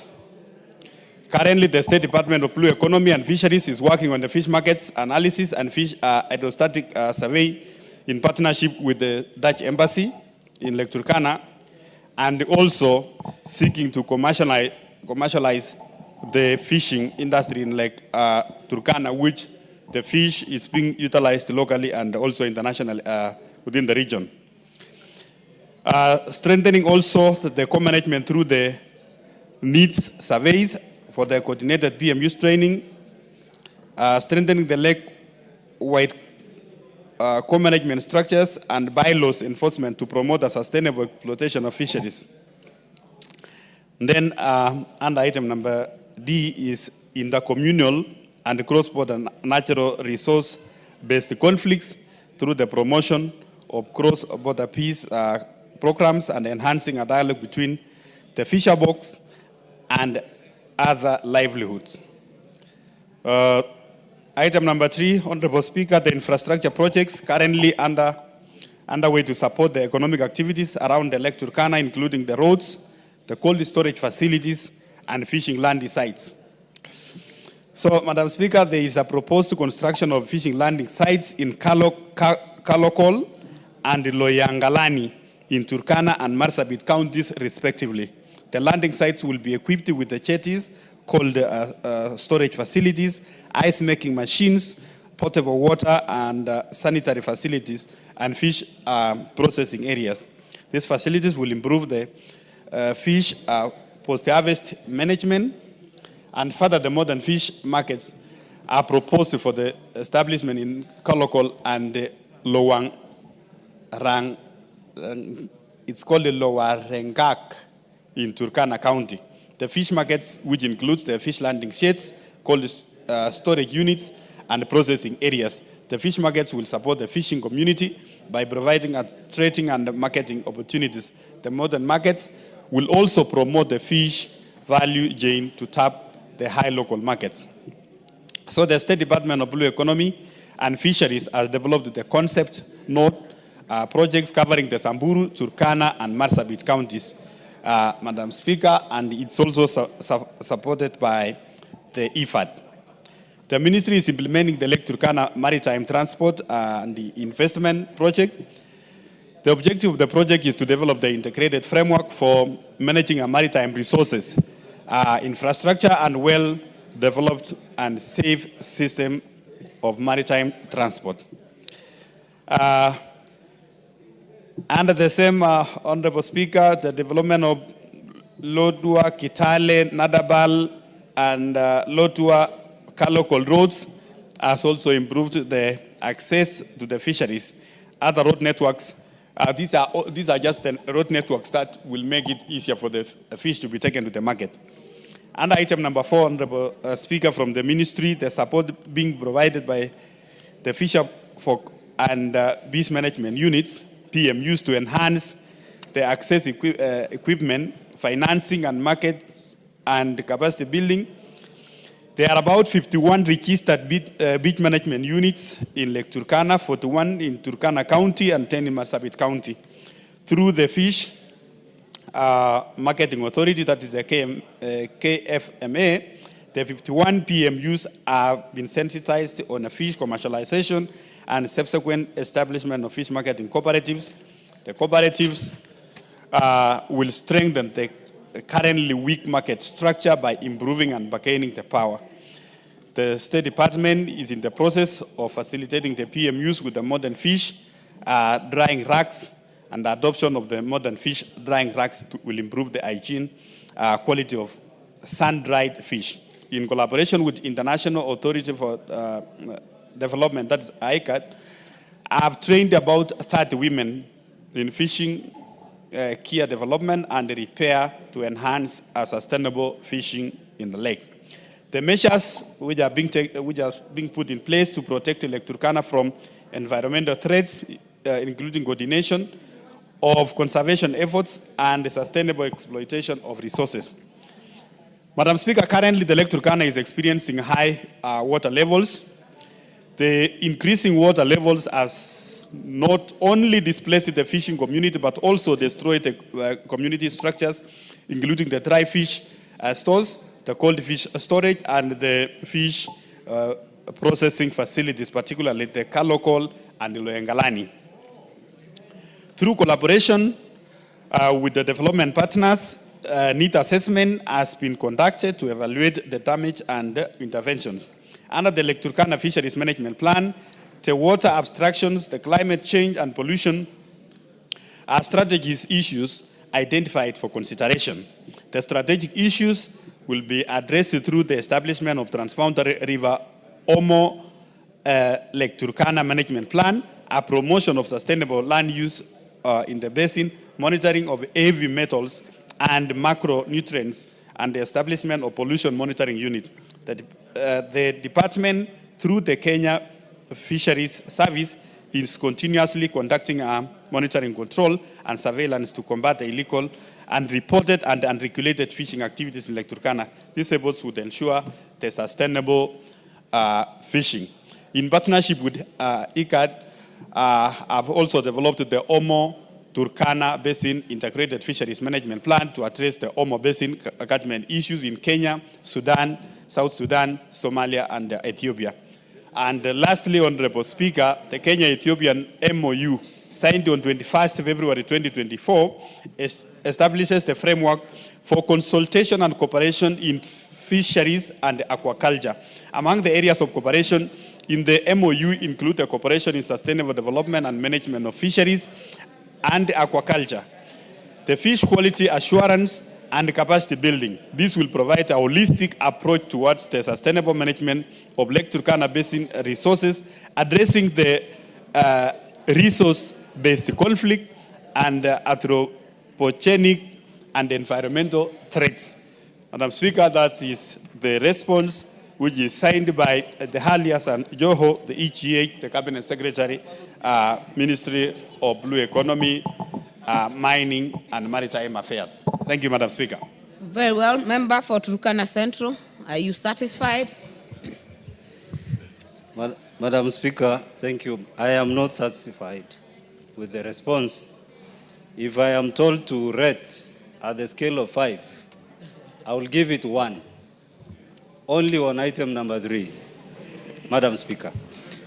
I say so because it is only the fish markets that were just advertised, and we did site handovers recently that are tangible, Madam Speaker. And that is your number 3, answer to my question number 3. Madam Speaker, allow me to just say 3 things on this response, quickly. Number 1, Madam Speaker, the first report or research on Lake Turkana potentiality was done in 1982. Recently, in 2022, a research was done by IGAD and Ecofish. Madam Speaker, Dr. Wasie Antena, who was the researcher on using the full wealth potential of Lake Turkana, in his report, I quote, fish which should be a source of development, die of old age in Lake Turkana. That is a recent report of 2022, Madam Speaker. And it means that Lake Turkana is not developed and its potential is not being exploited, in short, Madam Speaker. And that is what our president was able to mention and say, fish in Lake Turkana die of old age. He was making reference to that report by Dr.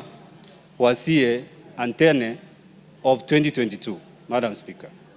And Madam Speaker, number 2 on the same, or B of that, Lake Turkana has a potentiality of producing 30,000 metric tons of fish.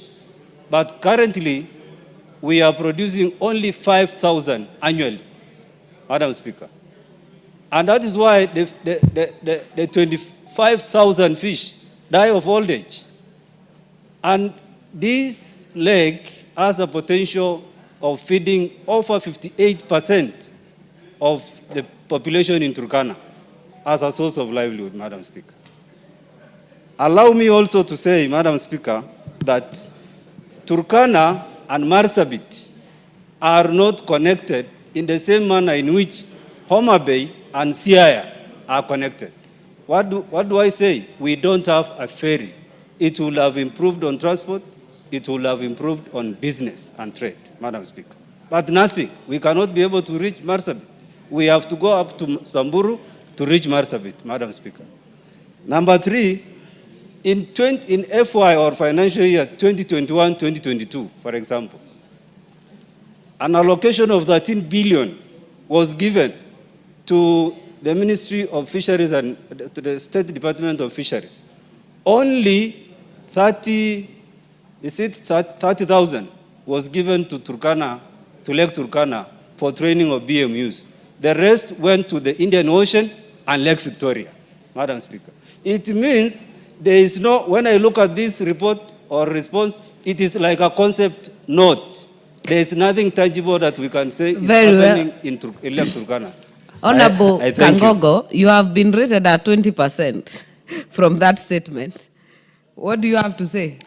Madam Speaker, to an extent, I want to agree with the Honorable Namwar that actually Lake Turkana, it's been neglected for a while.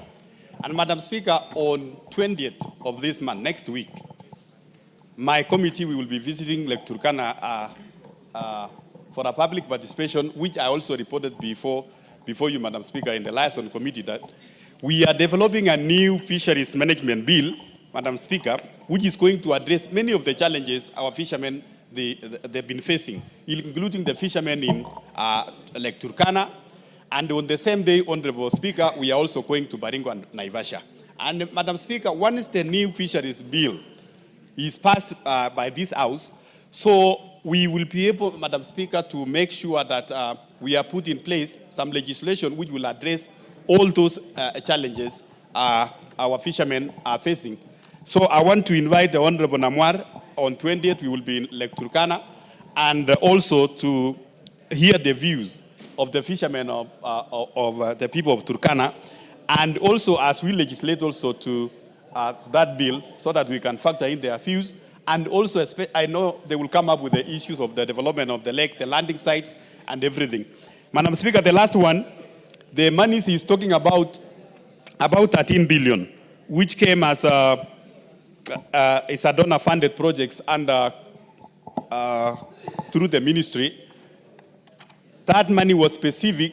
The money was specific to about 5 coastal counties of Mombasa, Kwale.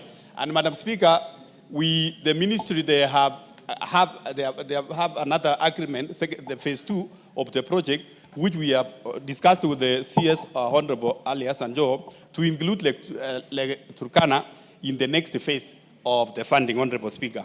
So I want to personally take up as the chair of the committee with the ministry, and I will include the Honorable Namwar, so that we make sure that all across the country, Lake Victoria, in Mombasa and everywhere, the fishing industry, Madam Speaker, is upgraded. Thank you. Honorable Namwar. Madam Speaker, just a quick one. In the current financial year budget, The budget on fisheries for Lake Turkana, if you look at it, has no equity. It must start with this budget, Madam Speaker, other than just giving us concept notes. Thank you, Madam Speaker. I am sure the chair you have heard. Next one will be the member for Kandara. Are you in the house? Response by Honorable GK and your committee.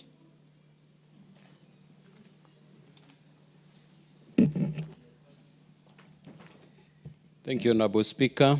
Honorable Speaker, the member for Kandara, the Honorable Chege Jogona MP, requested statement regarding the completion of construction of Mackenzie, Muruka, Kamurugu Road. Honorable Speaker, the Honorable Chege Jogona MP in the request sought the following. One, reasons for storing of the Mackenzie, Muruka, Kamurugu Road from the year 2022 to date, despite the contractor having been paid part of the contract sum by the government in fulfillment of its obligation. Number two, detailed report accounting for the sum of Kenya shillings 24 million paid to the contractor against the proportion of works undertaken. And three, the estimated timeline for the resumption and completion of the road as per the contract awarded in the year 2021. And number four, the interim measures, if any, in place to alleviate the transportation challenges in the area during the period of construction of the road. Honorable Speaker, the committee received a response from the Ministry of Roads and Transport on 30th September, which I now wish to make.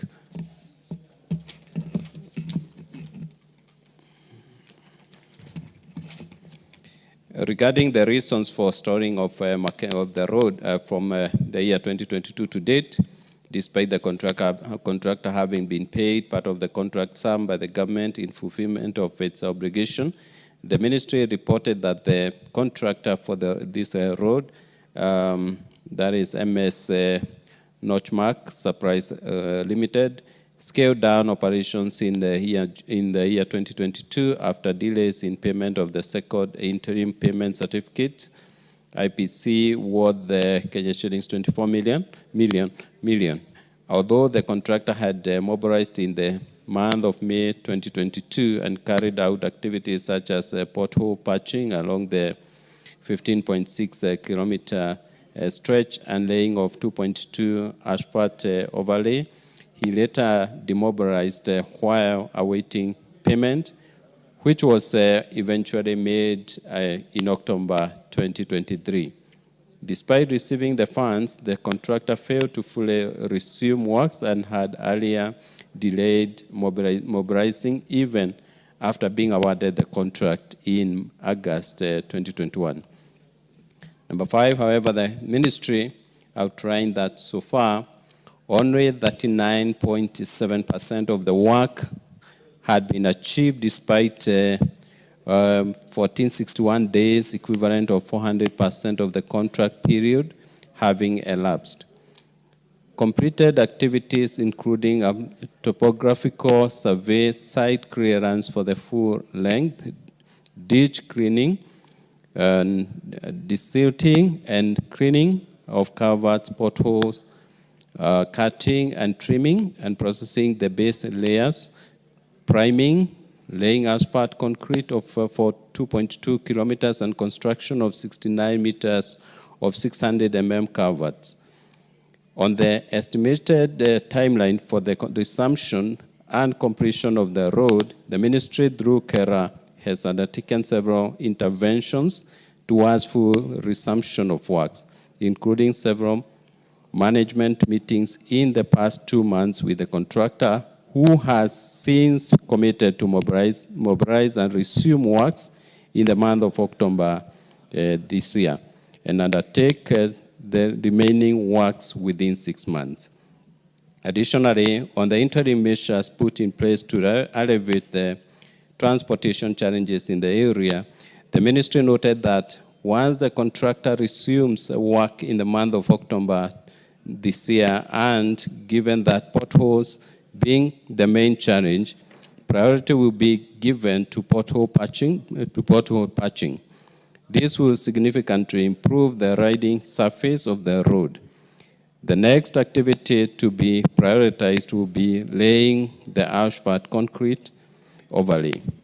Honorable Speaker, I submit. Member for Kandara, are you satisfied with the statement? Thank you so much, Madam Speaker. And Madam Speaker, before I respond to the Chairman, Transport, Madam Speaker, allow me to pay tribute to the 16 victims who perished on Sunday during that gruesome road accident on Nairobi-Nakuru Highway. Madam Speaker, we pay our heartfelt condolences to the families. This is one family that lost all the family members. Madam Speaker, we pay tribute to the families of Mr. Karanja, Mr. Mburu, and Mr. Karatu. Madam Speaker, our heartfelt condolences goes to the families, to all the families. And Madam Speaker, we pray to God to give them comfort and peace during this very, very difficult time of the loss. May God bless the memories of the victims. And in the word of Scripture, may God heal our broken hearts and bind up our wounds. And Madam Speaker, I would request you to have the House observe a 1 minute of silence to honor the members of the family and the victims that we lost on Sunday. Madam Speaker, if I can respond to the response by the chair. Yes, Madam Speaker.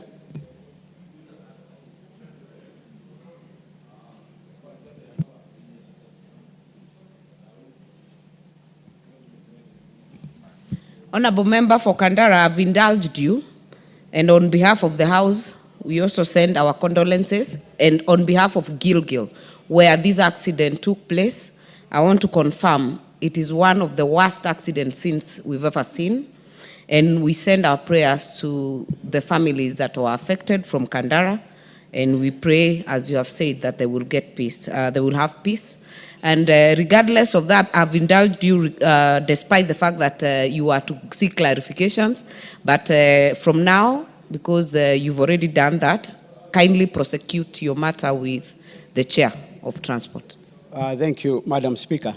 To the response, we are already in the month of October, Madam Speaker, and I haven't seen any signs of the contractor coming back on the site. Just wanted to make sure, Madam Speaker, we are talking of October 2025. Thank you, Madam Speaker.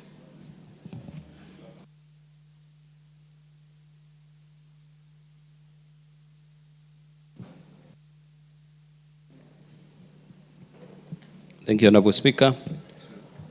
Honorable Joguna, we will make sure that this contractor is given enough pressure to do what he's supposed to do. Honorable Speaker, I will support my colleague in ensuring that this road is completed, and then we will ensure the ministry does what is expected of them. Thank you. Thank you. Member for Machakos, to be responded by the committee, same committee. Is the member for Machakos in the House? If she's not in the House, you shall table the response, Chair. We'll go to the next statement by Honorable Abubakar Talib. Are you in the House? Yes, so you will respond to, you will table the response to Honorable Kamene and respond to the statement by Honorable Abu. Thank you, Honorable Speaker. Honorable Speaker, the Honorable Abubakar Twarib, MP, requested for a statement regarding traffic congestion along Changamwe Port Rides Road. Honorable Speaker, the Honorable Abubakar Twarib, MP, is in the request saw the following. One, measures being put in place by the government to ease congestion along Changamwe Port Rights Road in Mombasa to ensure smooth flow of traffic in the area. Two, the long-term measures that the government is putting in place to address traffic congestion in the area, including plans, if any, to relocate the container depots to alternative locations. And three, detailed steps that the government is taking to ensure that Kenya Ports Authority embraces technological changes to adapt to and meet the demand of the fast-growing shipping industry. Honorable Speaker, the committee received a response from the Ministry of Roads and Transport on 30th September. Honorable Speaker, 30th June is my birthday. That's why my tongue is slipping to 30th June. 30th September 2025, which I now wish to make.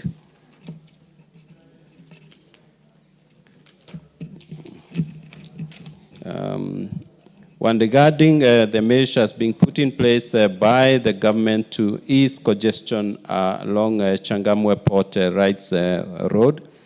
The road was recently expanded into a dual carriageway to increase its capacity and ease traffic flow. The ministry noted that the current congestion was largely caused by trucks queuing to access container freight stations and the Port of Mombasa, which are under the jurisdiction of KPA.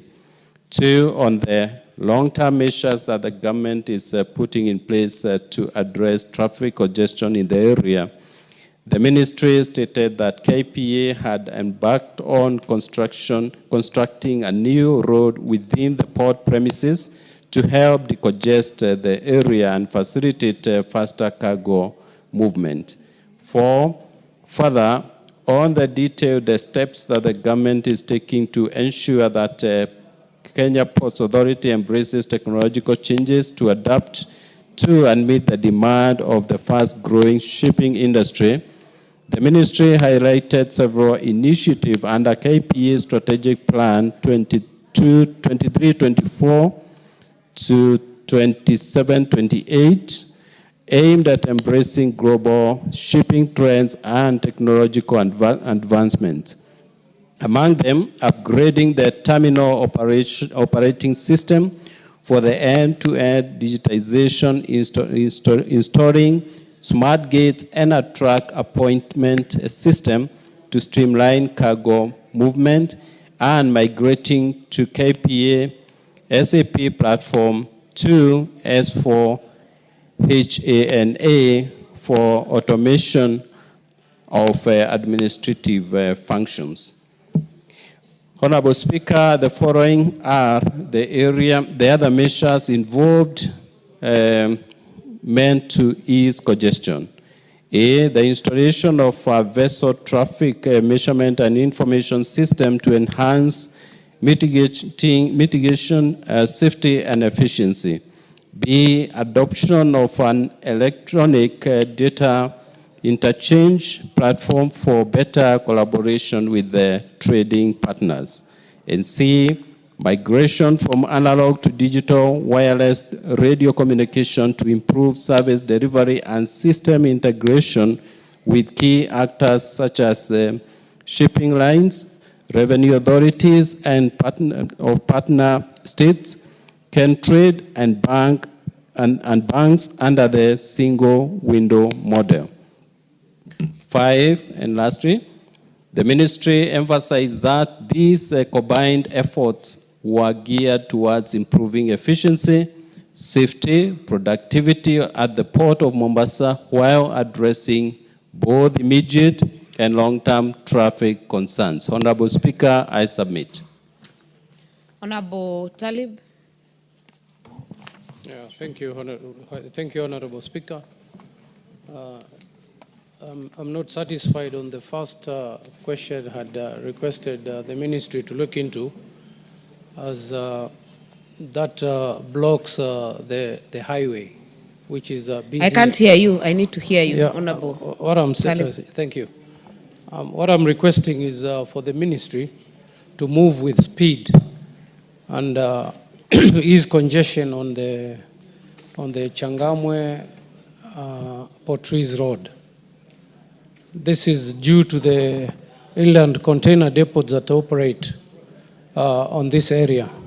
So as a licensing authority, we cannot, this cannot go on as it's blocking the main highway. They're operating from the main highway. I think that should be a matter of concern that the ministry can move in quickly and correct. Thank you. Very well, Chair.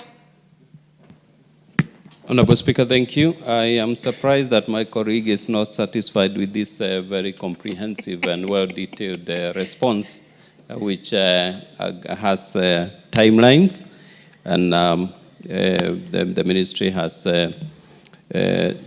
told us that they will and they are engaging technological advancement measures to address the congestion challenge. I think what Honorable Member has said, you just fast track it, and I think it's in order. We'll do that. Thank you. Very well. Let us go to the general statement by Honorable Member for Tetu. Honorable Wandeto. Thank you, Madam Speaker. Madam Speaker, I rise to give a general statement as a tribute to the passing of Honorable F.T. Nyamo, former Member of Parliament for Tetu constituency. Honorable Speaker, pursuant to provisions of Standing Order 259D2, I rise to report the demise of Honorable Francis Thombe Nyamo, former Member of Parliament for Tetu constituency, who passed away on Sunday, 28 September 2025. Honorable Speaker, the late F.T. Nyamo was born in 1939 in Tetu, Nyeri County, and lived a life wholly dedicated to the service of the people. His education journey laid a strong foundation for his career, culminating in higher studies that equipped him with the knowledge and vision to lead. A man of intellect and compassion, he channeled his energy into lifting his community and the country. Honorable Speaker, Honorable Nyamo ventured into politics in 2007, successfully contesting the Tetu constituency seat under the Party of National Unity, PNU. He served in the 10th Parliament from 2007 to 2013, where he distinguished himself as a diligent and principled legislator. During his parliamentary stint, he served in the Committees of Education, Research and Technology, Constituency Development Fund, and Library Committee, where he made significant contributions. In this House, he was known for his thoughtful interventions and his unwavering commitment to accountability, oversight, and transformative development. Honorable Speaker, beyond the chambers of Parliament, Honorable Nyamo was a respected community leader and businessman. As chairman of Longhorn Publishers, he advanced educational publishing in Kenya, playing a vital role in expanding access to knowledge. His involvement in the lottery movement of Nairobi reflected his deep sense of service, earning him the affectionate pet name FT, short for Fun Times, which symbolizes his warmth, friendliness, and ability to connect with people from all walks of life. Honorable Nyamo's people-centered leadership and his legacy is etched not only in the projects he spearheaded, but also in the remarkable inspiration he imparted to young people and the community at large. Honorable Speaker, as we mourn the passing of this distinguished leader, we take solace in the enduring memory of his service and sacrifice. His death leaves a void, yet his contributions will continue to inspire current and future generations. The late F.T. Nyamo was cremated on Monday, 29 September, in accordance with his last wishes. Honorable Speaker, I convey my heartfelt condolences to the family of the late F.T. Nyamo, his family, and the people of Tetu, and the nation at large during this difficult time. May his soul rest in eternal peace. I thank you, Honorable Speaker. Thank you, Honorable Wandeto. We join you in wishing and sending our condolences to the people of Tetu and the family of the late FT Nyamu. If you wish to make a comment on this, kindly use the intervention. If not,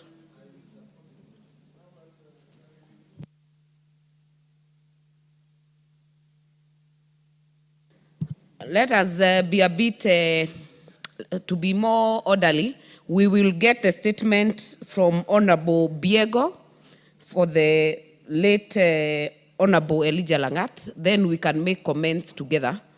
So, Honorable Paul, you have the floor to make your statement. Thank you, Madam Speaker. Pursuant to the provisions of Standing Order 259D, 2A, I rise to pay tribute to the former Member of Parliament for Chesumei, the late Honorable Elijah Kiptarbei Lagat, who passed away on 29th September 2025. Honorable Speaker, the late Hon Elijah Kiptarbei Lagat passed away on Monday, 29th September 2025 at the age of 59. His passing is a profound loss to his family, friends, and the community he served with unwavering dedication and commitment. The late Hon Lagat was born on 19th June 1966 and raised in Sanyak village within Chesume constituency, where he schooled in Sanyak Primary School and Sanyak Secondary School. He held a Bachelor of Arts degree and diploma in the adult education, both from the University of Eastern Africa, Baraton, until his death. The late Hon Lagat was serving as a board member at the National Authority for the Campaign Against Alcohol and Drug Abuse, known as NACADA. Honorable Speaker, the late Hon Elijah Lagat will be fondly remembered both for his outstanding athletic achievements and his distinguished public service. Before venturing into politics, he was a celebrated marathoner who earned international acclaim. Interestingly, his journey into long distance running began as a personal effort to reduce weight at the age of 27, which remarkably grew into a world-class career. Notably, he won the 104th edition of the Boston Marathon after edging out Ethiopia's Genzagen Abera in a record time of 2 hours, 9 minutes, and 4 seconds. It is within the same race that another Kenyan, Moses Tanui, finished in third place 3 seconds later. He also featured in the 1995 Frankfurt Marathon, finishing second with a time of 2 hours, 12 minutes, and 40 seconds. His first win came during the Berlin Marathon, where he took the top honors in a personal best time of 2 hours, 7 minutes, and 41 seconds, and later trumped at the 1998 Prague Marathon with a time of 2 hours, 8 minutes, and 52 seconds. Honorable Speaker, in 2002, the late Honorable Lagat vied for the Mgwen constituency parliamentary seat on a KANU ticket, but was unsuccessful. He remained undeterred, and in 2007, he successfully vied and was elected as the Member of Parliament for Mgwen constituency on the ODM ticket. He was also successfully re-elected in 2013, where he became the first elected Member of Parliament for the newly formed Chesumei constituency, which I currently serve. During the 10th and 11th Parliaments, the late Hon Lagat served diligently as a vice chairperson of the Catering and Health Services Committee, as a member of the Labor and Social Welfare Committee too. Honorable Speaker, on behalf of this House, I extend our deepest condolences to the family of the late Honorable Elijah Kiptarbe Lagat, his friends, the great people of Chesumei constituency and the entire Nandi, and the nation at large. As we mourn his loss, may we draw inspiration from his extraordinary life of service, humility, and dedication to humanity. May his soul rest in eternal peace. And in our mother tongue, Mutyo Missing. Thank you. Very well. We also send our condolences to the family of the late Honorable Lagat. I was lucky to have served with him in the 11th Parliament, and we pray for peace for his family. Honorable members, I will indulge a few of you to make comments, just 1 minute each. Then we will have a moment of silence for both of them. And we'll start with the Honorable Member, Dorothy Ikiara. Thank you, Madam Speaker.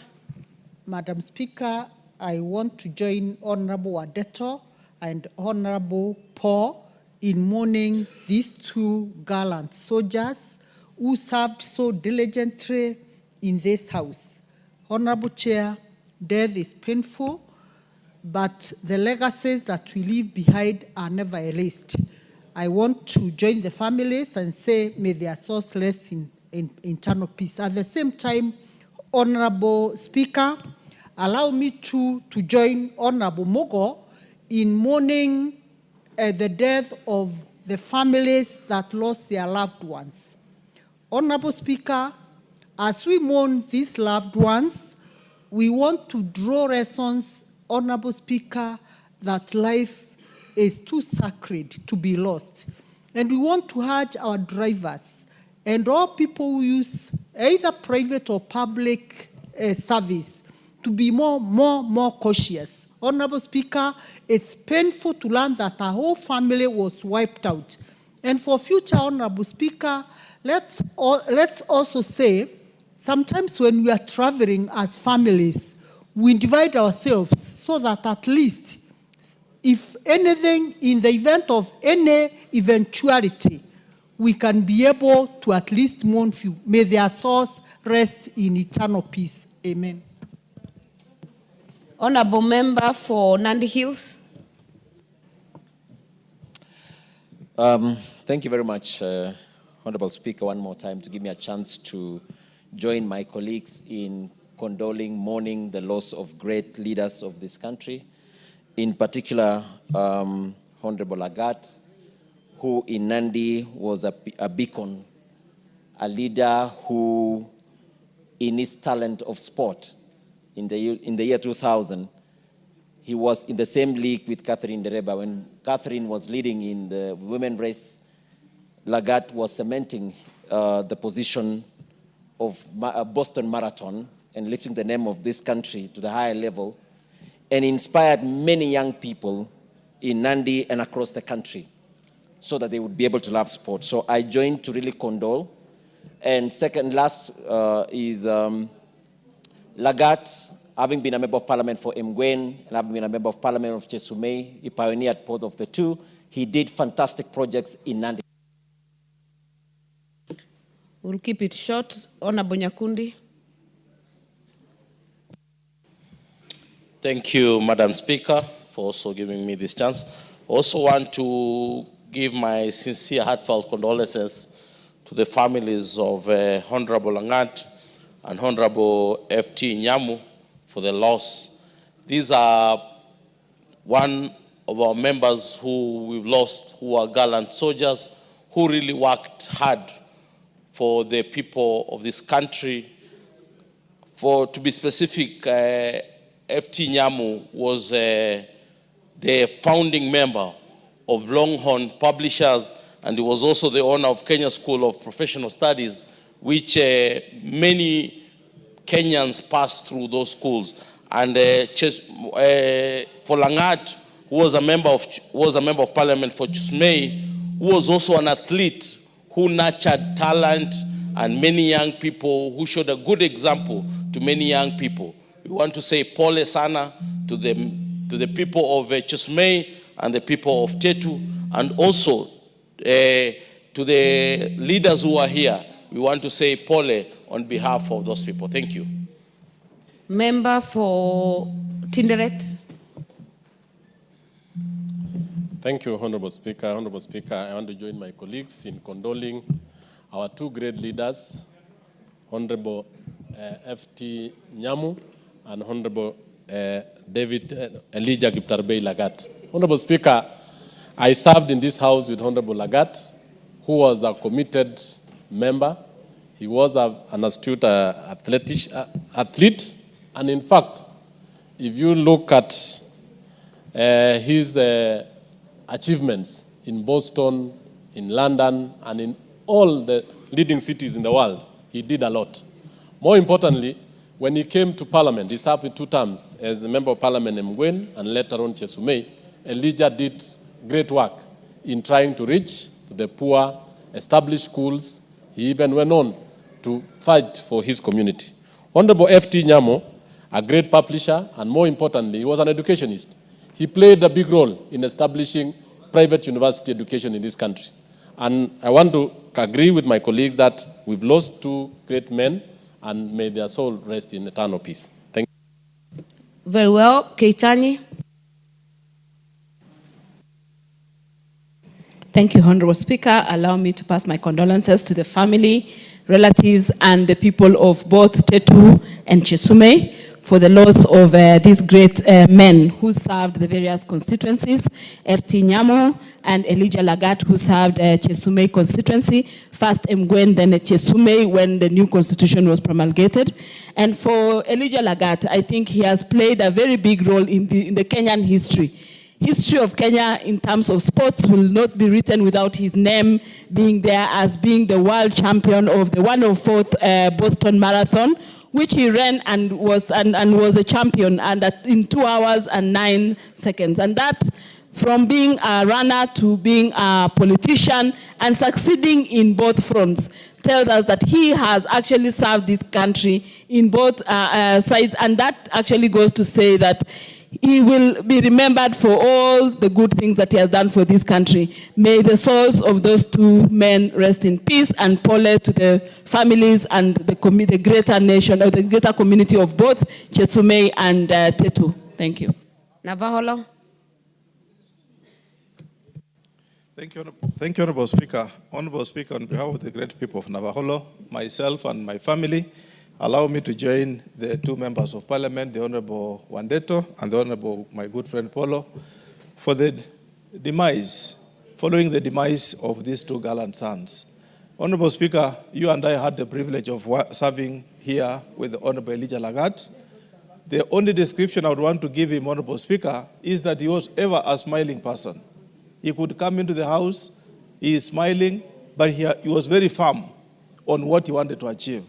As our representative, Honorable Speaker, on the Committee on Catering, I remember, Honorable Speaker, a time when the late Honorable Jacoyo Midiwo raised an issue with respect to what is being consumed in Parliament, Honorable Speaker.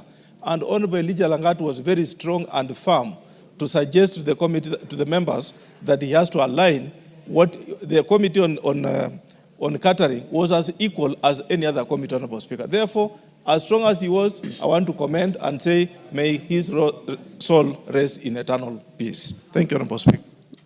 Honorable Nikolong. Thank you, Madam Speaker. Madam Speaker, on my behalf and the people of Turkana East, I wish to send my condolences to the 2 families of our late brothers. Madam Speaker, if I can just say something about the late Lagat. Honorable Speaker, I was the Honorable Lagat in this House in 2013 to 2017. I remember one time when we were just taking Teardale lunch, Honorable Lagat, the late, told me a story of his life. And a story I can't forget in my life as a politician. The late told me about his life, going to the constituency every Friday, and he normally go with the youth, and when coming back, they are the youth who facilitate him to come back to Parliament every month.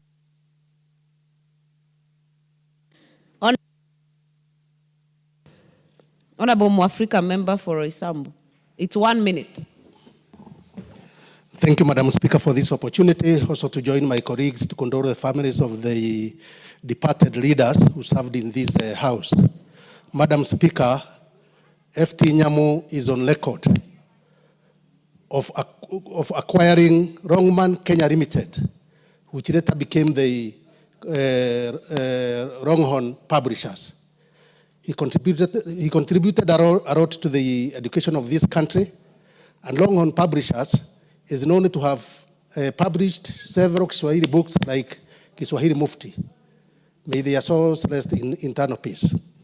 Honorable Kuria Kimani. Asante Speaker, yangu ni kuchukua nafasi hii kutoa wasia wangu kwa jamii ya familia hawa waheshimiwa wawili ambao wamepoteza maisha yao. Nafikiri ni kumbusho kwa sisi wote ya kwamba sisi wote mili hii si yetu, tuko katika safarini, na wakati mwenye mili hii atakaposema wakati umefika, basi haitakuwa budi basi ila sisi kuondoka kwenda kwa dunia ambayo hatuijui, ambayo tunaambiliwa. Kwa hivyo ni wakati wetu kukumbusha kujiandaa kila siku, kujihusisha na wenzetu katika mambo ambayo ni ya manufaa kwa jamii, kwa Mwenyezi Mungu na kwa familia zetu, na kila siku kumbuka kwamba wakati tu ndio haujafika, lakini pindi wakati huo ukifika sisi wote tutaondoka. Asante Mheshimiwa Speaker. Kaluma, Honorable Kaluma. Honorable Speaker, I register on my own behalf and on behalf of the people of Homa Bay Town constituency my deepest and heartfelt condolences on the passing on of the two of our former colleagues. Honorable Speaker, I knew FT Nyamu, I remember in the 10th Parliament, and I knew him at a time we were studying at the Faculty of Law, which was just across the road from an enterprise yard, which by that time I remember was called Kenya School of Professional Studies. My most sincere, and Kenya School of Professional Studies, I remember later became Inorero University. I want to condole the family and pray for God's strength for the family of FT Nyam. Honorable Speaker, Honorable Elijah Lagat, we served with him in the 11th Parliament here. A very amiable, very humble, very patriotic, very jovial, ever laughing in his interactions, nothing hard. And I remember, Honorable Speaker, when we approached the 2017 elections, at a time, Honorable Speaker, nobody in Rift Valley who is a politician would associate with our political formation.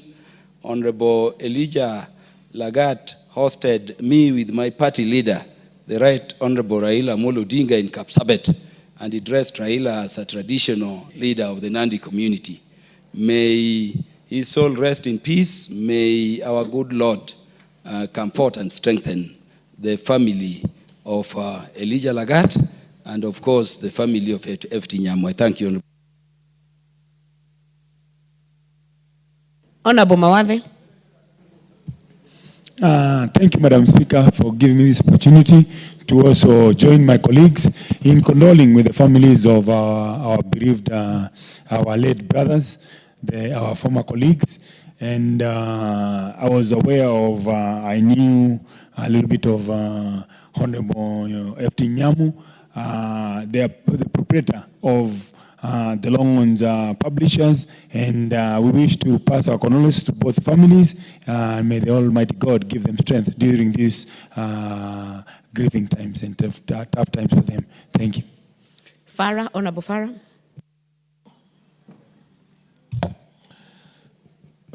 Madam Speaker, I also condole with the families of the two great leaders, former members of Parliament. I have had the pleasure of being a friend to FT Nyamo for well over 25 years. And long before he even became a member of Parliament for Tetu, and he was in the finance sector. I come from a constituency that has directly benefited from his support through Longhorn Publishers. I heard a lot about our other gallant MP Elijah Lagat, because he served this country in the manner he served. He brought us prestige and image and a lot of medals. So I want to condole with their families, both of the families. I want to tell the wife, Mjane wa ndugu yetu FT Nyamo, who is known to me, Halima Shaia, to bear this loss, and we wish you all the best in your future. Honorable members, we shall have a moment of silence for our fallen colleagues. May we all be upstanding.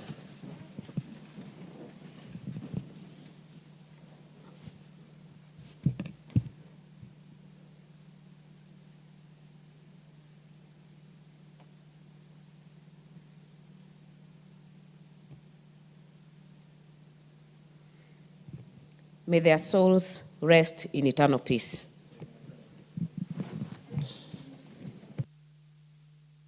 Next order. Order number 8, Committee of the Whole House.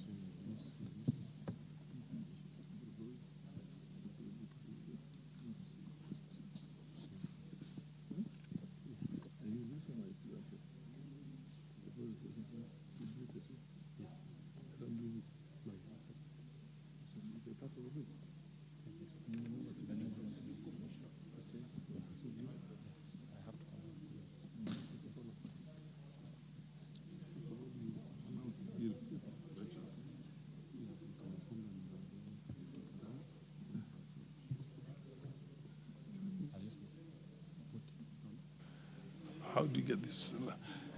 Order, honorable members. Honorable members, we are dealing, this is a committee stage for the Virtual Asset Services Providers Bill, National Assembly Bill number 15 of 2025. Clause 3. I propose that clause 3, I propose the question that clause 3 be part of the bill. Yes, Honorable Kimani? You're supposed to move a deletion.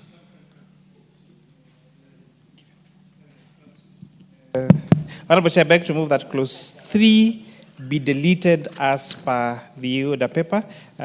Honorable Chair, this proposed amendment deletes the definition of the term virtual asset service providers, which has been provided for in clause 2 of the bill. So since this has already been provided for in clause 2, that's why you don't need to have it in clause 3. And that's why we are proposing a deletion of clause 3 of the bill. I propose that the question that clause 3 be deleted as proposed. I now put the question that clause 3 be deleted as proposed. Will as many have to appear and say aye? Will as many of the contrary opinion saying aye? The ayes have it. Clause 4. Honorable members, I propose that the question that clause 4 be part of the bill. Put the question. I now put the question that clause 4 be part of the bill. As many of the opinion say aye? Aye. As many of the contrary opinion say nay? The ayes have it. Clause 5.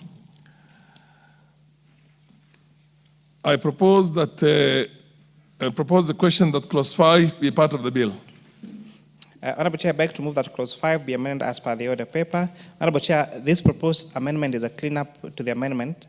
I think the drafters of the bill were using the old language for avoidance of doubt, which is no longer used on legal drafting, and therefore this amendment is now seeking to delete the words for avoidance of doubt, which appears in the introductory remarks. This amendment also seeks to exclude the virtual asset tokens from the Act. I beg to move, Honorable Chair.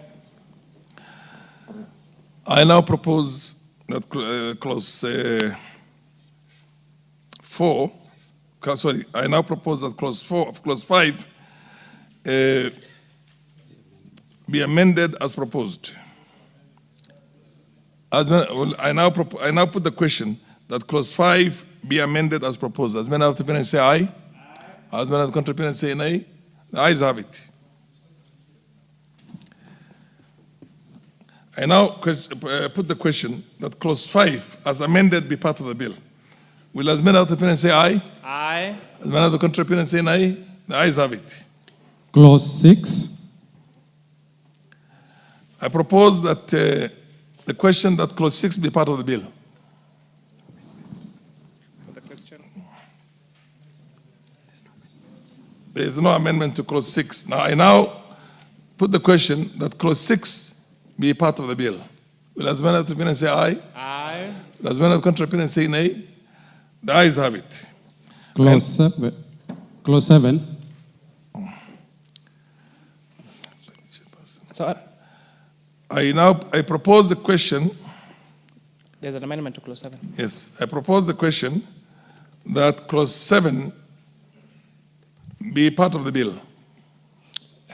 Honorable Chair, I beg to move that clause 7 be amended as per the order paper. This proposed amendment is seeking to delete the obligation of regulatory authorities to provide feedback to the virtuous assets service providers on matters of detecting and reporting suspicious activities. Honorable Chair, this is because this particular provision proposed in clause 7 has already been provided for under clause 33(2) of the bill, and therefore there is no need to repeat it in clause 7. Therefore, I beg to move, Honorable Chair. Honorable members, I now put the question that clause 7 be amended as proposed. As many of the opinions say aye? Aye. As many of the contrary opinions say nay? The ayes have it. I now put the question that clause 7 as amended be part of the bill. Will as many of the opinions say aye? Aye. Will as many of the contrary opinions say nay? The ayes have it. Clause 8. I propose the question that clause 8 be part of the bill. For the question. I now put the question that clause 8 be part of the bill. Will as many of the opinions say aye? Aye. Will as many of the contrary opinions say nay? The ayes have it. Clause 9. I propose the question that clause 9 be part of the bill. Chairperson Mover. Honorable Chair, I beg to move that clause 9 be amended as per the order paper. Honorable Chair, this amendment is seeking to do a cleanup for the provisions of clause 9 so that it provides for a proper order and logical flow. So it's just a matter of providing for order and logical flow. I beg to move, Honorable Chair. I propose the question that clause 9 be amended as proposed. I now put the question that clause 9 be amended as proposed. As many of the opinions say aye? Aye. Will as many of the contrary opinions say nay? The ayes have it. I now put the question that clause 9 as amended be part of the bill. Will as many of the opinions say aye? Aye. Will as many of the contrary opinions say nay? The ayes have it. Clause 10. I propose the question that clause 10 be part of the bill. Move the amendment. So, Honorable Chair, I beg to move that clause 10 be amended as per the order paper. Honorable Chair, this amendment is seeking to do a cleanup. It's providing for subclause 1 for permissible activities under this Act. So, we're proposing to delete subclause 1 and substituting therefore with a new subclause 1, which reads in verbatim, the permissible activities under this act are as set out in first schedule to this act. So it's not just a cleanup, it's also providing in subclause 1 for permissible activities that will be allowed under this law. I beg to move, Honorable Chair. I propose the question that clause 10 be amended as proposed. I now put the question that clause 10 be amended as proposed. Will as many of the opinion say aye? Aye. Will as many of the opinion say nay? The ayes have it. I now put the question that clause 10 as amended be part of the bill. Will as many of the opinion say aye? Aye. Will as many of the contrary opinion say nay? The ayes have it.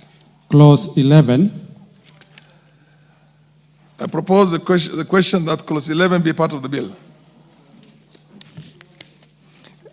Honorable Chair, I beg to move that clause 11 be amended as per the order paper. Again, Honorable Chair, this a deletion of subclause 1 and substituting with a new clause as provided for in the order paper is providing for a cleanup and also seeking to do a proper and logical flow. I beg to move, Honorable Chair. I propose the question that clause 11 be amended as proposed. Any debate? I now put the question that clause 11 be amended as proposed. Will as many of the opinion say aye? Aye. The Honorable Russell, you have an issue? Before I... Thank you very much, Chairman. Yes.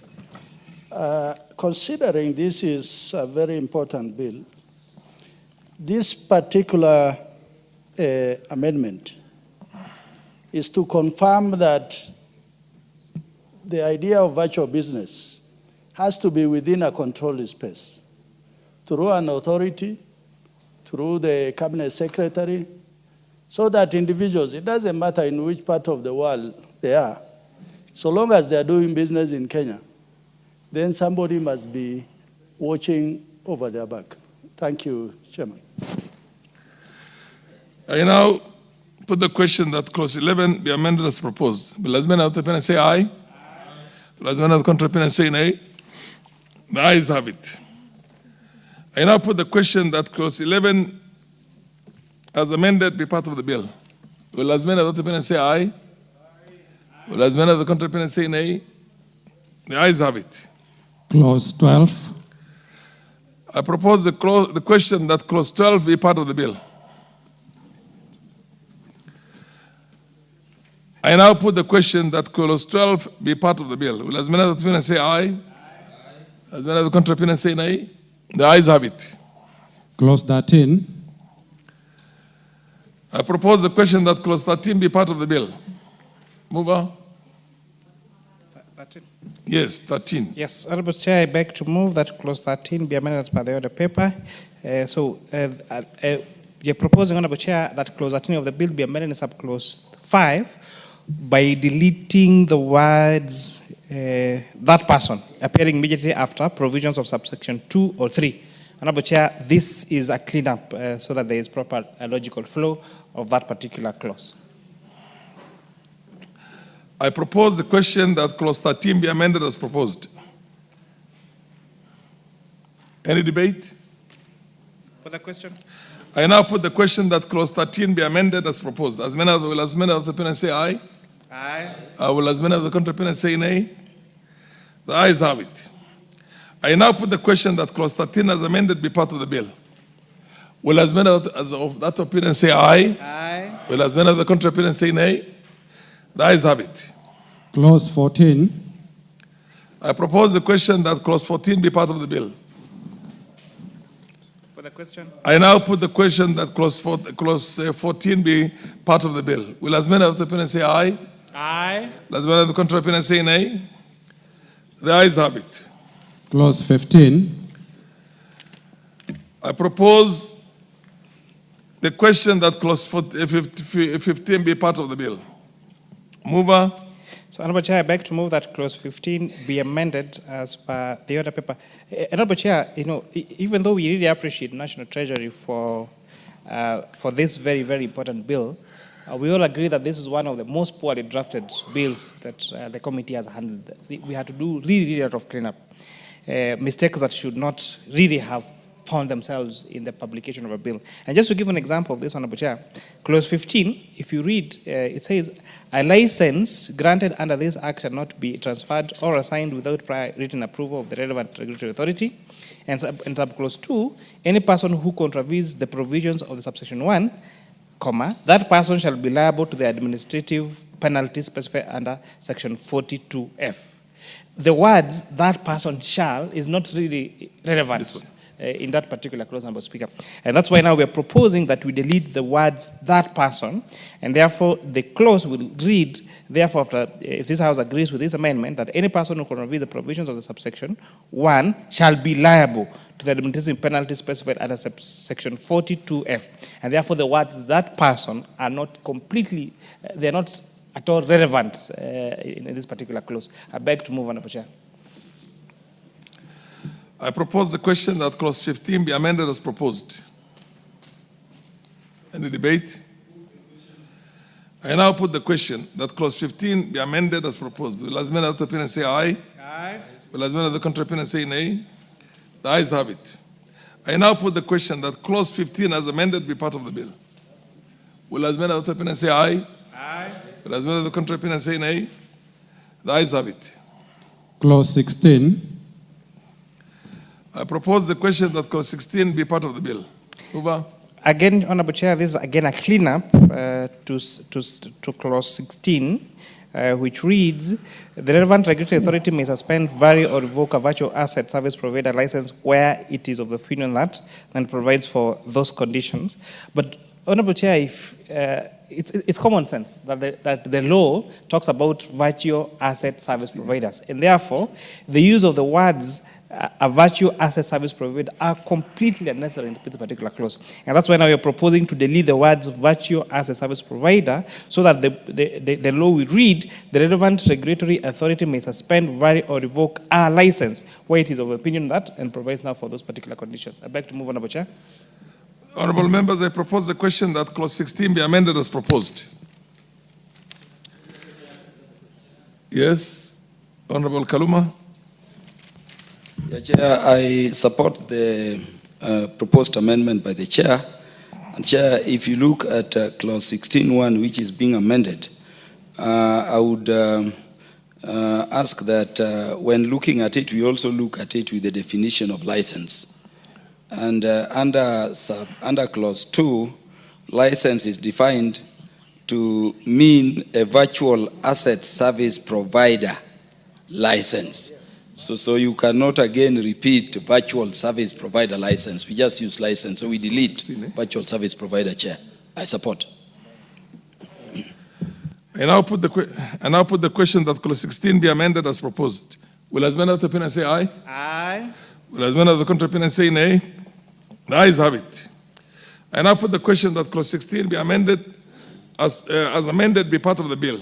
Will as many of that opinion say aye? Aye. Will as many of the contrary opinion say nay? The ayes have it. Clause 17. I propose the question that clause 17 be part of the bill. Mover. Honorable Chair, I beg to move that clause 17 be amended as per the order paper. Honorable Chair, I beg to move that clause 17.1 be amended in paragraph D by deleting the word send, appearing immediately after the words notification to be, and substituting therefore with the word sent.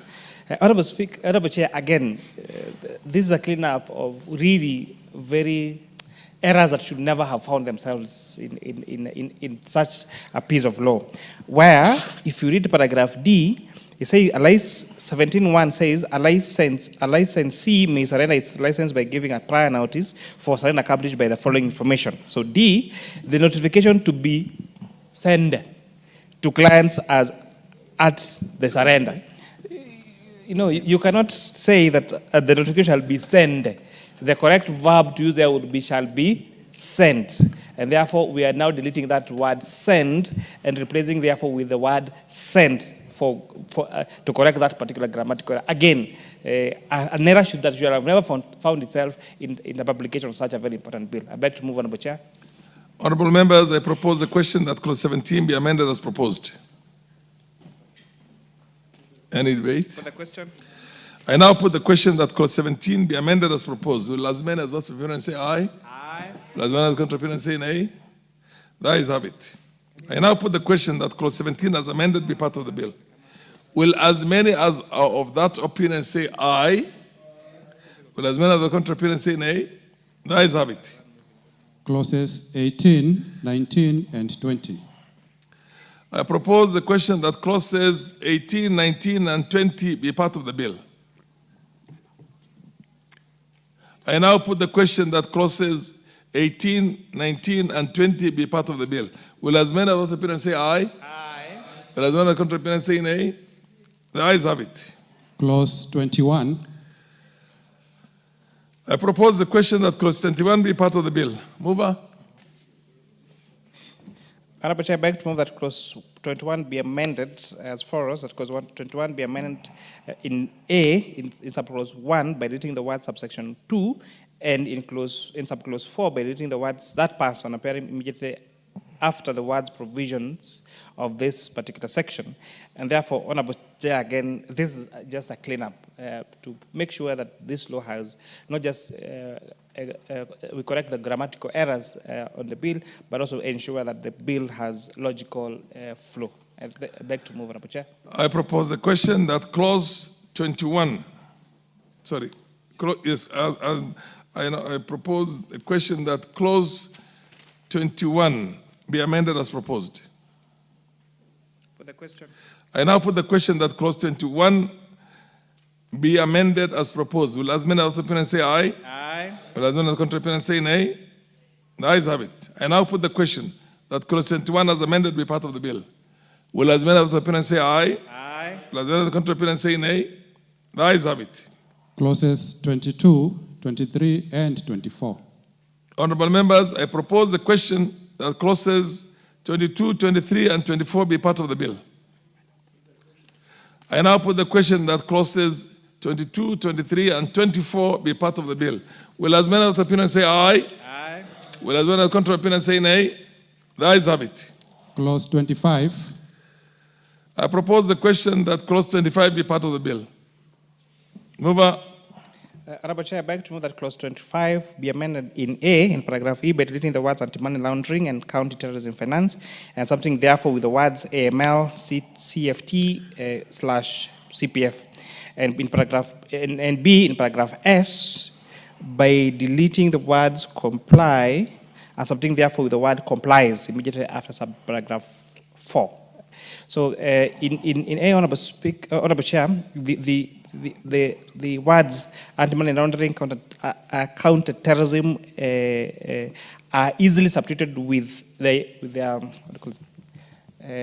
initials, abbreviations, AML slash CFT slash CPF. And you'll find that in other places in the bill where we are referring to anti-money laundering, counter-terrorism finance, we use the abbreviations AML or CFT or CPF, and therefore we don't need again for the sake of consistency. That's why now we are deleting the words anti-money laundering and counter-terrorism finance and deleting that with the abbreviations. And in paragraph B, by deleting the word comply, to replace it with the word complies to make sure that it's grammatically correct. I beg to move, Honorable Chair. I propose the question that clause 25 be amended as proposed. Any debate? Yes. Honorable Kaluma. Yeah, Honorable Chair, I support the amendment in clause 25B, but Honorable Chair, I don't agree with the proposed amendment by way of clause 25A.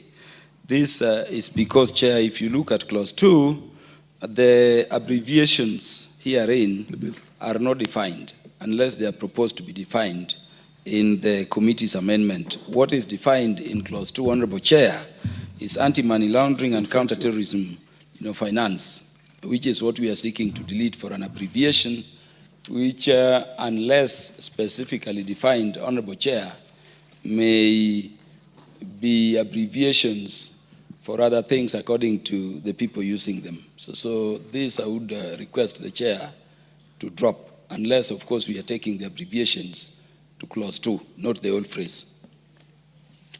The Honorable Mover. Honorable Chair, I thank you very much, Honorable Kaluma, for your remarks and for your very keen observation. You'll notice that later on, we'll be moving an amendment to clause 2 to provide for definitions of those particular abbreviations. So it's just that for the for the floor of the Committee of the Whole House, we don't start with clause 2, but ordinarily then we would have started the definition and then now moving to clause 3. But even if you check on the other paper, we are proposing amendment to clause 2 to provide now for definitions of AML and CFT and CPF to mean anti-money laundering, countering the finance of terrorism, and countering proliferation financing. You in agreement? I propose the question that clause 25 be amended as proposed. Put the question. I now put the question that clause 25 be amended as proposed. Will as many as opinion say aye? Aye. Will as many as contrary opinion say nay? The ayes have it. I now put the question that clause 25 as amended be part of the bill. Will as many as are of that opinion say aye? Aye. Will as many as are of the contrary opinion say nay? The ayes have it. Clauses 26 and 27. Honourable members, I propose the question that clauses 26 and 27 be part of the bill. I now put the question that clauses 26 and 27 be part of the bill. Will as many of the opinion say aye? Aye. Will as many of the contrary opinion say nay? The ayes have it. Clause 28. Honourable members, I propose that the question that clause 28 be part of the bill. Mover. Honourable Chair, I beg to move that clause 28 be amended in the bill in clause 5, beginning the words "that person" appearing immediately after the words "provisions of subsection 1 or 4" in this section. Honourable Chair, if I read out that particular section, it is a person who contravenes the provisions of subsection 1 or 4 of this section, that person commits an offence. And so we are proposing to delete the words "that person" so that the law will read a person who contravenes the provisions of subsection 1 or 4 of this section commits an offence and is liable upon conviction to a fine or imprisonment or to both as specified in section 41(1). Honourable Chair, the words "that person" is not at all relevant in this particular law, and that's why we are now proposing the addition of the word "that person" so that we have a better drafting language for this particular law. I propose a question that clause 28 be amended as proposed. Any debate? I now put the question that clause 28 be amended as proposed. Will as many of the opinion say aye? Aye. Will as many of the contrary opinion say nay? The ayes have it. I now put the question that clause 28 be as amended be part of the bill. Will as many as of that opinion say aye? Aye. Will as many of the contrary opinion say nay? The ayes have it. Clauses 29, 30, 31, and 32. Honourable members, I propose the question that clauses 29, 30, 31, and 32 be part of the bill. Put the question. I now put the question that the clauses 29, 30, 31, and 32 be part of the bill. Will as many of the opinion say aye? Aye. Will as many of the contrary opinion say nay? The ayes have it. Clause 33. I propose the question that clause 33 be part of the bill. Mover. Honourable Chair, I beg to move that clause 33 be amended as per the order paper. Again, this is a matter as we have debated earlier and raised as a point of concern by the Honourable MP for Homa Bay, the Honourable Peter Kaluma, on the use of abbreviations AML, CFT, and CPF. To mean anti-money laundering, counter-finance terrorism, and counter proliferation financing, respectively. So by deleting now the use of the words in full to using the words to replacing that using abbreviations, and again, without belaboring, this new abbreviations will be defined by an amendment that we are going to introduce later in this particular session by an amendment to clause 2 of the bill. Honourable members, I propose the question that clause 33 be amended as proposed. I now put the question that clause 33 be amended as proposed. Will as many of the opinion say aye? Aye. Will as many of the contrary opinion say nay? The ayes have it. I now put the question that clause 33 be as amended be part of the bill. Will as many of the opinion say aye? Will as many of the contrary opinion say nay? The ayes have it. Clause 34. Honourable members, I propose the question that clause 34 be part of the bill. Mover. Honorable Chair, I beg to move that clause 34 be amended as per the order paper. Again, this is replacing the words anti-money laundering, counter-terrorism financing, and counter-purification of funds with the abbreviations AML/CFT and /CPF respectively, as discussed earlier in the previous amendment that we just approved on clause 33.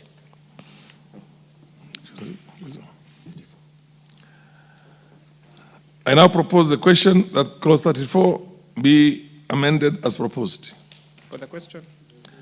I now put the question that clause 34 be amended as proposed. Will as many of the opinion say aye? Aye. Will as many of the contrary opinion say nay? The ayes have it. I now put the question that clause 34 as amended be part of the bill. Will as many of the opinion say aye? Aye. Will as many of the contrary opinion say nay? Nay. The ayes have it. Clause 35. I propose the question that clause 35 be part of the bill. Mover. Honorable Chair, I beg to move that clause 35 be amended in subclause 2 by reading the words for avoidance of doubt, in subclause 6 by reading the words that person appearing immediately after the words false or misleading, in subclause 7 by reading the words that person appearing immediately after words subsection 1, 2, 3, and 4. Again, this is as per the description I've given earlier. The use of the words that person is not relevant at all to in this particular legislative proposal.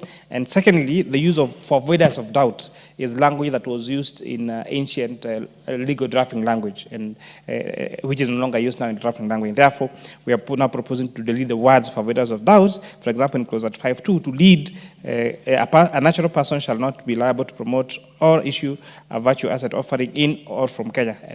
And by now, after now deleting the words for avoidance of doubt, I beg to move, Honorable Chair. Honorable members, I propose the question that clause 35 be amended as proposed. Yes, Kaluma. Yeah, Chair, I support the amendment. Chair, it appears the drafting of clause 35 was by a person in judicial office, or formally in judicial office. In terms of legal drafting, we don't make emphasis by starting, obligations by saying for the avoidance of doubt. We directly speak the legal position that should obligate. And so the deletion of for the avoidance of doubt will leave us with the natural person shall not be eligible to promote or issue, so that you are directly indicating an obligation and offering guidance by way of law. The others, of course, are for cleaner purposes. I support. You support the amendment? Yeah. I now put the question that clause 35 be amended as proposed. Will as many of the opinion say aye? Will as many of the contrary opinion say nay? The ayes have it. I now put the question that clause 35 as amended be part of the bill. Will as many as are of that opinion say aye? Will as many as are of the contrary opinion say nay? The ayes have it. Clauses 36, 37, and 38. I propose the question that clauses 36, 37, and 38 be part of the bill. I now put the question that clauses 36, 37, and 38 be part of the bill. Will as many of the opinion say aye? Will as many of the contrary opinion say nay? The ayes have it. Clause 39. I propose the question that clause 39 be part of the bill. Mover. Honorable Chair, I beg to move that clause 39 of the bill be amended to clause 6 by deleting the words that person appearing immediately after the words false or misleading. And again, this is the deletion of the word that person because it's not relevant at all in the current and modern legal drafting language. I beg to move, Honorable Chair. Fair enough. I propose the question that clause 39 be amended as proposed. I now put the question that clause 39 be amended as proposed. Will as many of the opinion say aye? Will as many of the contrary opinion say nay? The ayes have it. I now put the question part of the bill. Will as many as of that opinion say aye? Will as many as of the contrary opinion say nay? The ayes have it. Clauses 40, 41.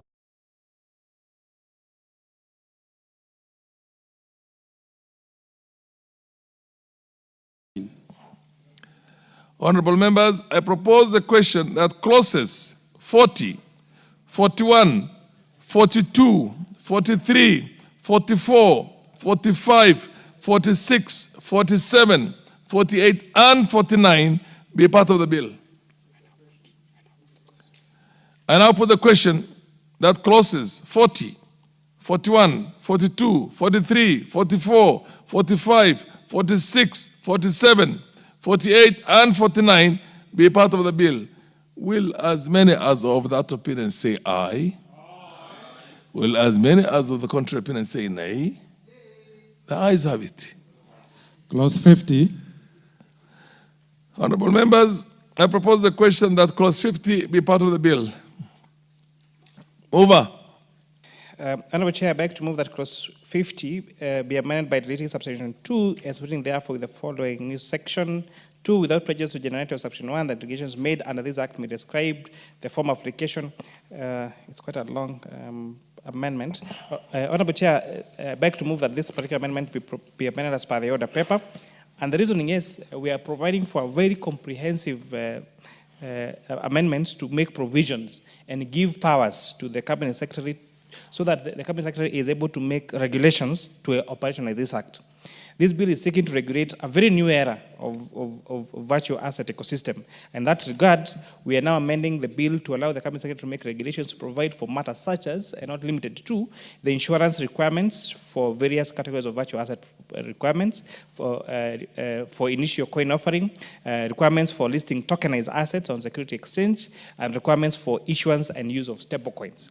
Honorable Chair, the whole ecosystem of virtual assets involves stable coins, involves the exchanges, involves initial coin offering, and also the conversion of virtual assets into fiat currency.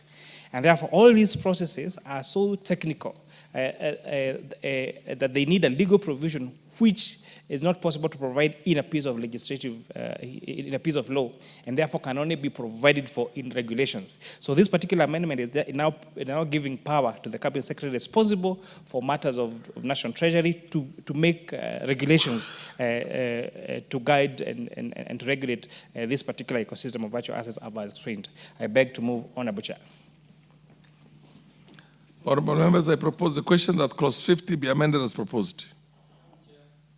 Yes, Kaluma. Chair, the power to make law lies with this parliament, and in very specified cases, parliament can donate that power to regulation-making authorities. And Chair, in terms of the bill, if you look at clause 50, subclause 1, a general power is given. But we are saying in terms of the amendments being proposed at subclause 2, which I support, Honorable Chair, that being a donated power, Parliament must specify to the authority matters over which the authority can, exercise that power. That enables, Parliament to keep control. And so by the amendments to subclause 2, we are expanding the scope of matters over which Parliament is donating powers for purposes of regulation making, while also excluding a few which were initially given, Honorable Chair, which are powers which can only be exercised by Parliament for purposes of, control of that delegated authority. I therefore support, Honorable Chair. Yes, Honorable Raso.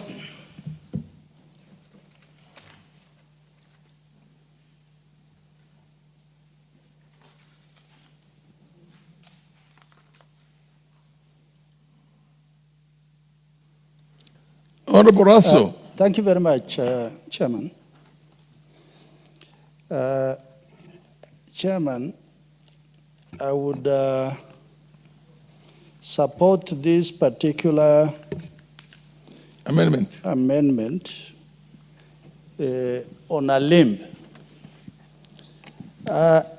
Regulation is what operationalizes a law, whether it is existing or whether it is being crafted. And I think in this particular case, we can only give ground as lawmakers in this land that to first put this law before our people, then we can have this regulation as crafted alongside the suggested amendment. But going forward in the future, considering this is a new environment, the idea of virtual assets is a new environment, not just in Kenya, but around the world. So for that reason, we would expect that the cabinet secretary must come up with drafts of regulation for this particular management of these assets, because it is really about finance. And it is a living thing. It will keep on growing. If we are just going to attach it to a parent law, then it simply means we'll be amending it every other time. I hope the chairman has noted my concern, but for now, I support it. Thank you, Chairman. Chairman.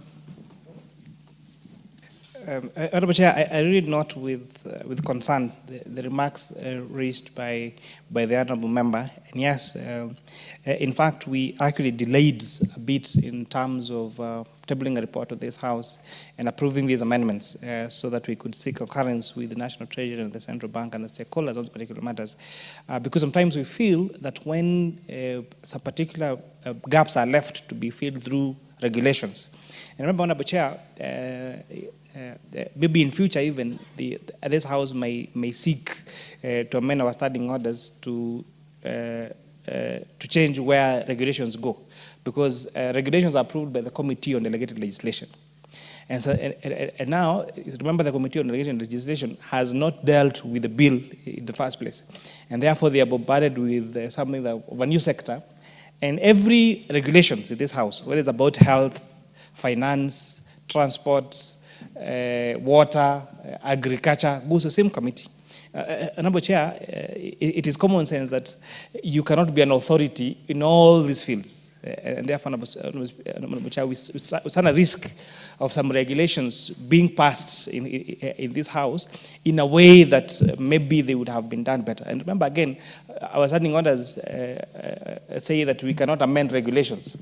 So they're either approved as they are or rejected in totality. And therefore, this is a lacuna that we need perhaps to rethink as this House and think how we can fix it.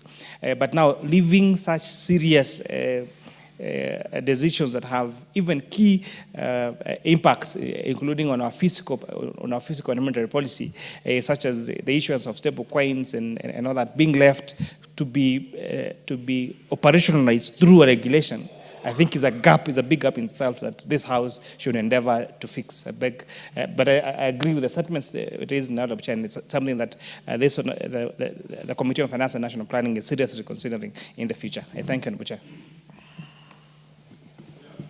Yes, where? Proceed. Thank you very much. Thank you very much. Yeah, thank you very much. I think, as Chair said earlier, this bill was poorly drafted. And Chair, this is a very new area. I think in Africa, we are the third country which is having this kind of law in Africa.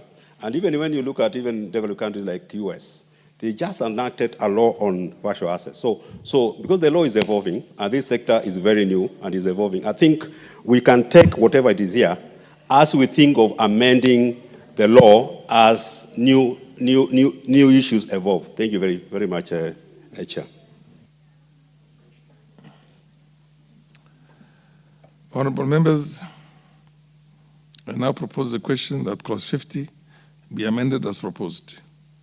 Now, honorable members, I now put the question that clause 50 be amended as proposed. Will as many as the opponent say aye? Will as many as the contrary opponent say nay? I put the question and the ayes have it. I now put the question that clause 50 as amended be part of the bill. Will as many as the opponent say aye? Will as many as the contrary opponent say nay? The ayes have it. New clause 45A.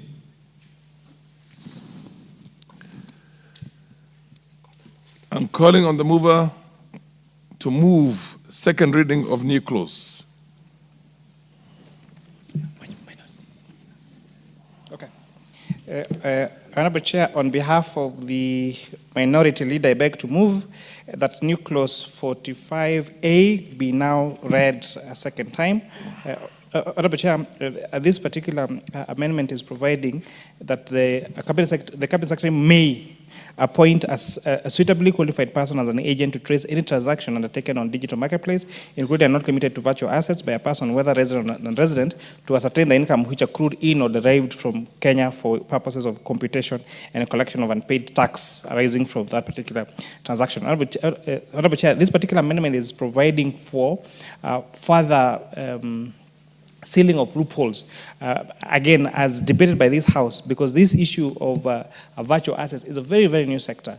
And therefore, there are risks, for example, on misuse, on tax avoidance, and therefore, it's, this amendment is giving powers to the Cabinet Secretary where they feel it's necessary that they may appoint a different agent rather than the regulatory authority to track any measures that might feel that they are leading to loss of taxes.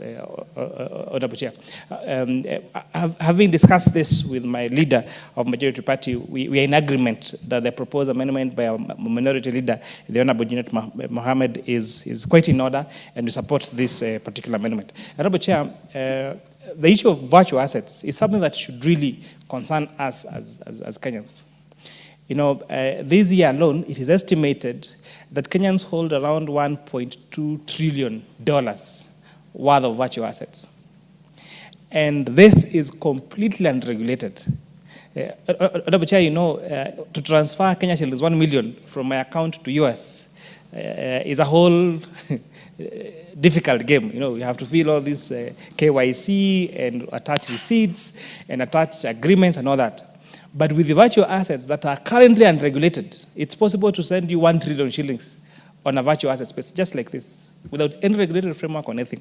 And Honorable Chair, this House now becomes the first among the first in Africa, I think the first after South Africa and Ghana, to pass a legislative framework on virtual assets. And therefore, it's not just a very welcome idea, it's going to help us really cover the issues of anti-terrorism and counter and purification of funds and anti-money laundering,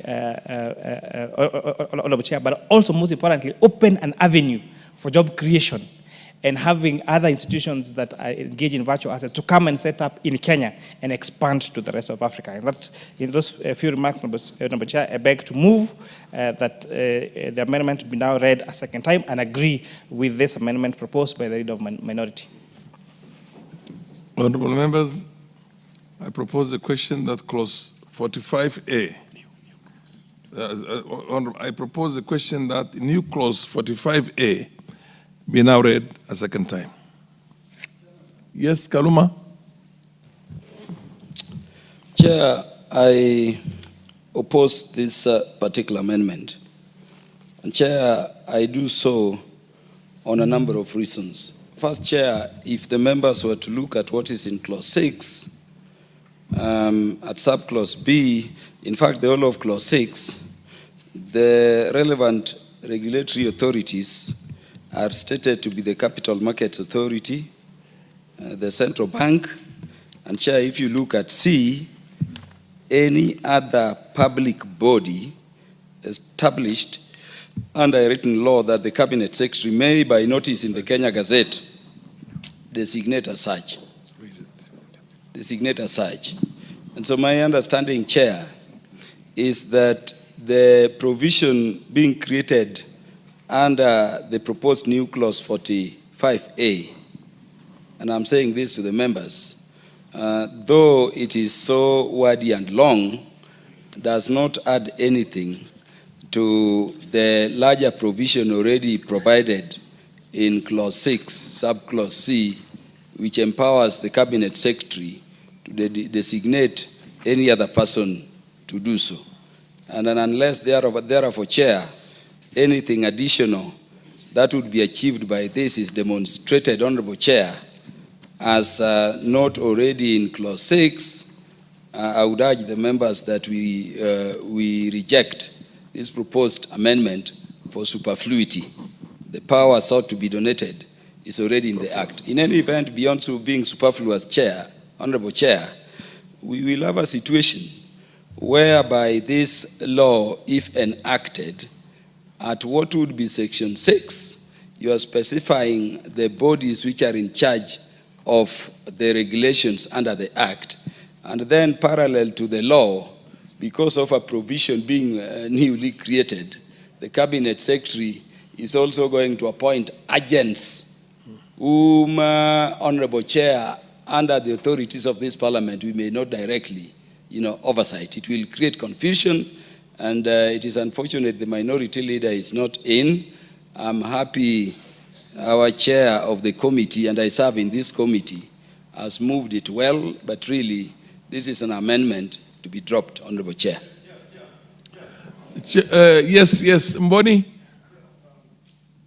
I think I tend to disagree with the Honorable Karuma, because Clause 6 is talking about the bodies or the institutions which are going to regulate the partial assets providers. And we are talking about Capital Market Authority and Central Bank of Kenya.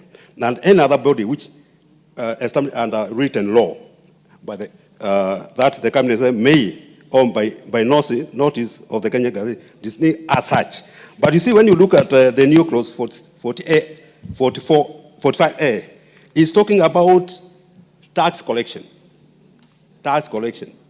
It's talking about where KRA is not able, for any reason or any ground, can appoint an agent to collect that tax on behalf of KRA. I think it's very clear that the other one is talking about legislative authorities.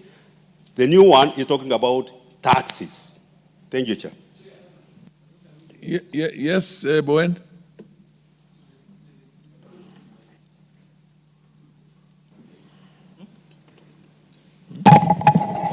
Chair, maybe we can, the Chair of Finance on behalf of the Leader of Majority can expound what is the input of this new clause 45. Because from what I look at the bill, the clause 45 is about access to and maintenance of a client transaction records. And Section 6 is about the regulation. So maybe if you can expound a bit, what is the input so that you can give us the benefit of doubt. Honorable Rasso. Thank you very much, Chairman. Chairman, I beg to support this particular proposal in this law. When we are making laws in this House, we are not just going to look at what is available or what is provided. In this particular case, what the Cabinet Secretary is requesting, give me additional tools so that if there are seepages in tax collection, then I will have tools in my toolbox to be able to get to those individuals. And in this particular case, he's saying he wants to appoint agents, an agent or agents. But my initial concern, Order, honorable members, could you listen to Honorable Rasso so that you have an enriched... Okay, proceed, Honorable Rasso. Honorable Chairman, when initially I looked at it, from the face of it, that it is possible for the Cabinet Secretary to just pick his friends or his business partners to be the agents who will be collecting tax on his behalf. But looking at it deeper, and also looking at subclause 5, the Cabinet Secretary may make regulation prescribing the qualification for appointment as an agent. So it's not just going to be any other person.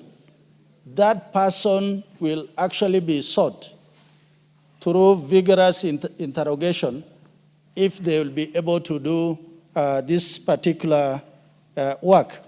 Proportion of tax proceeds, how much they are likely to get from what they will have collected. So it does not in any way superimpose those other agencies or institutions. You are simply giving him more tools to be able to prevent any seepages within those who should be taxed. Thank you, Chairman. Yes, Kajwang. Yeah, I haven't spoken, and that does not mean that I don't have anything. Proceed. To say. Mr. Chairman, let us be careful here. There are two things that comes to my mind. Number one is that the proposer of this amendment is not on the floor, is not in the chamber, and the chair has not given you a letter of authority to prosecute this amendment, number one, on standing orders. But number two, I would have wished that he was here to explain some of the things that are boggling up our minds. Who is an agent? It's not defined in that amendment. Does it have the meaning in the Law of Contract Act? Does it have the meaning in the law of agency? Does it have the meaning of the law of company law?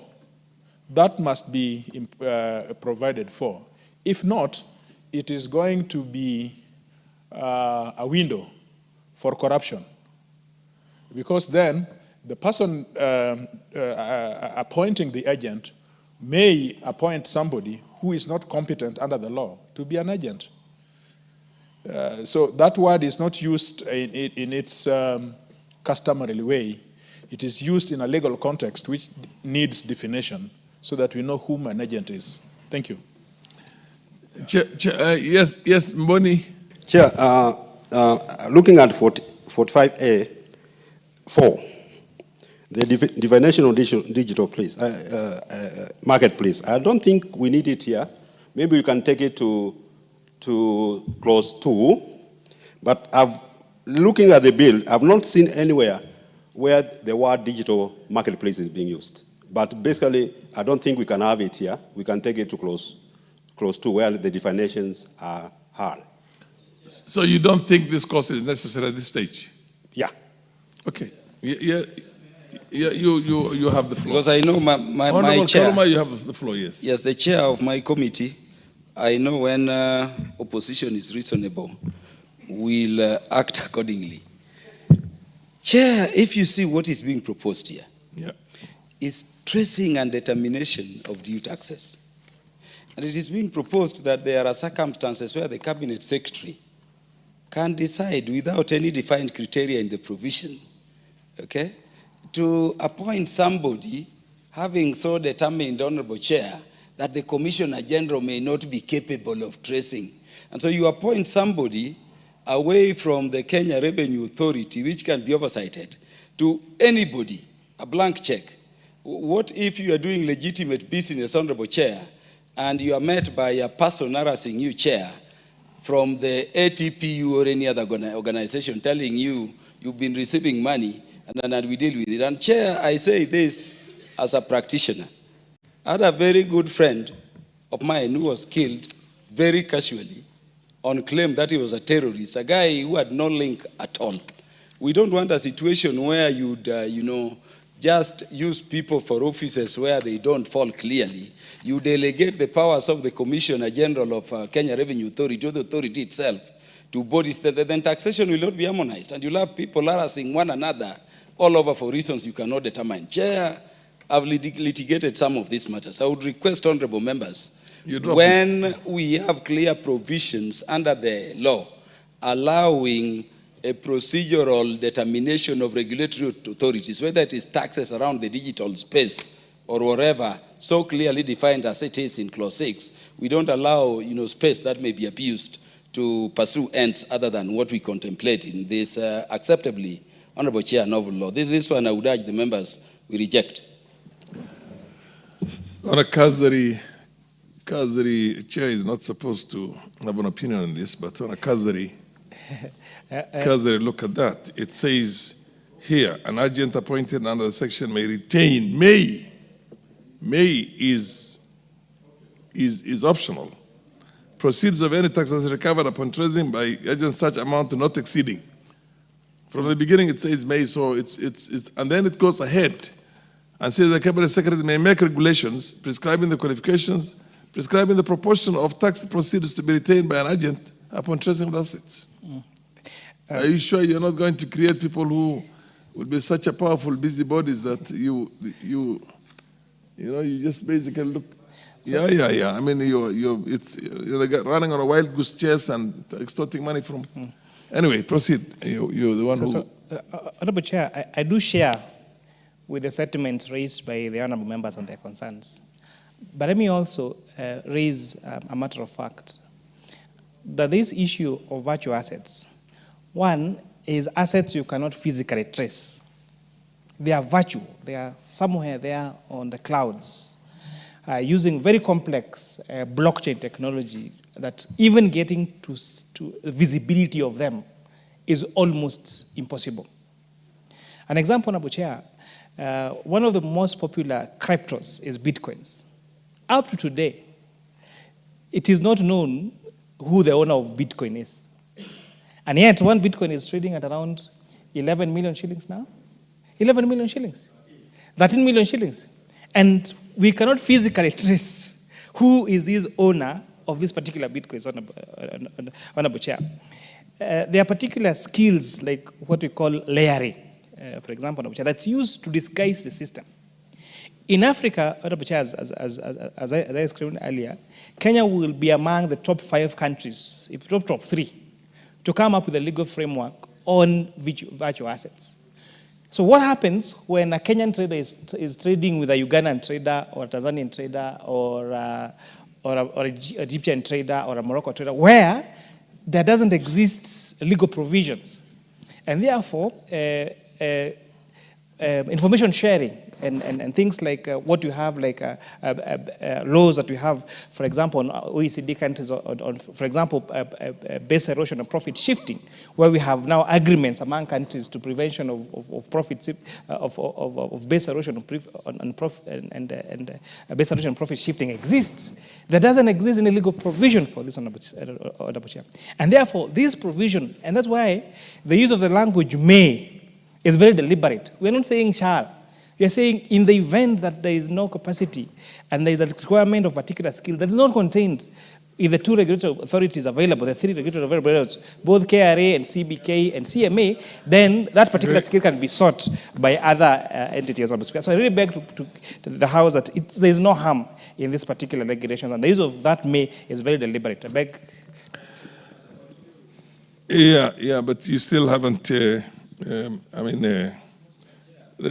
Anyway, I'm on the chair, so I can't have.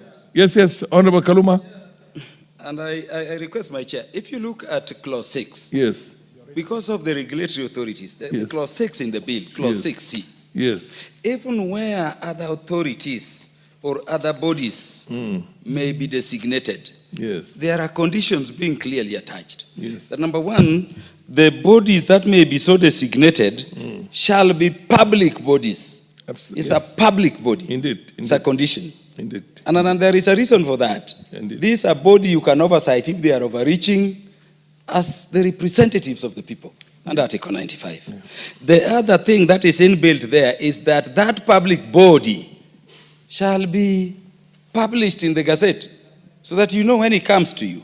What is being proposed here is that the Cabinet Secretary will be nominating, in fact appointing, any qualified person, not necessarily a public body, not a public officer, and you'll have an individual, a private person harassing people there with powers that, Honorable Chair, my chair, I've done very many cases where people have been killed very casually and families destroyed by such leeway. So I would request we drop this, or Chair, we put the question. Honorable Kimani, I know you're not a lawyer.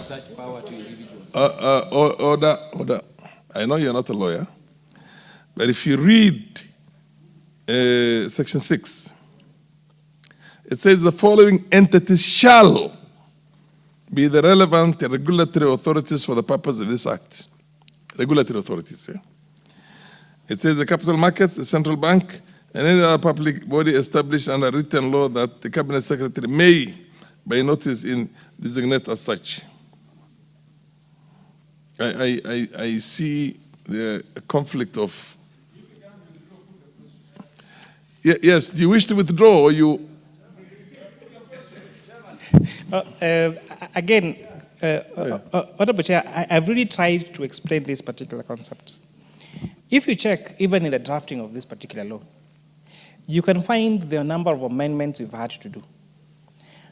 And most of us, if you're honest in this room, even for me moving this particular bill, have had to spend a lot of hours trying to read and research about this particular space of virtual assets. Check the average age of our counterparts in these particular regulatory bodies and the users of this particular virtual assets. These particular assets are people between the age of 17 and 30 years. Honorable Chair, most of us in this room, very few of us, I think, will have any virtual asset wallets or bitcoins or these particular cryptos.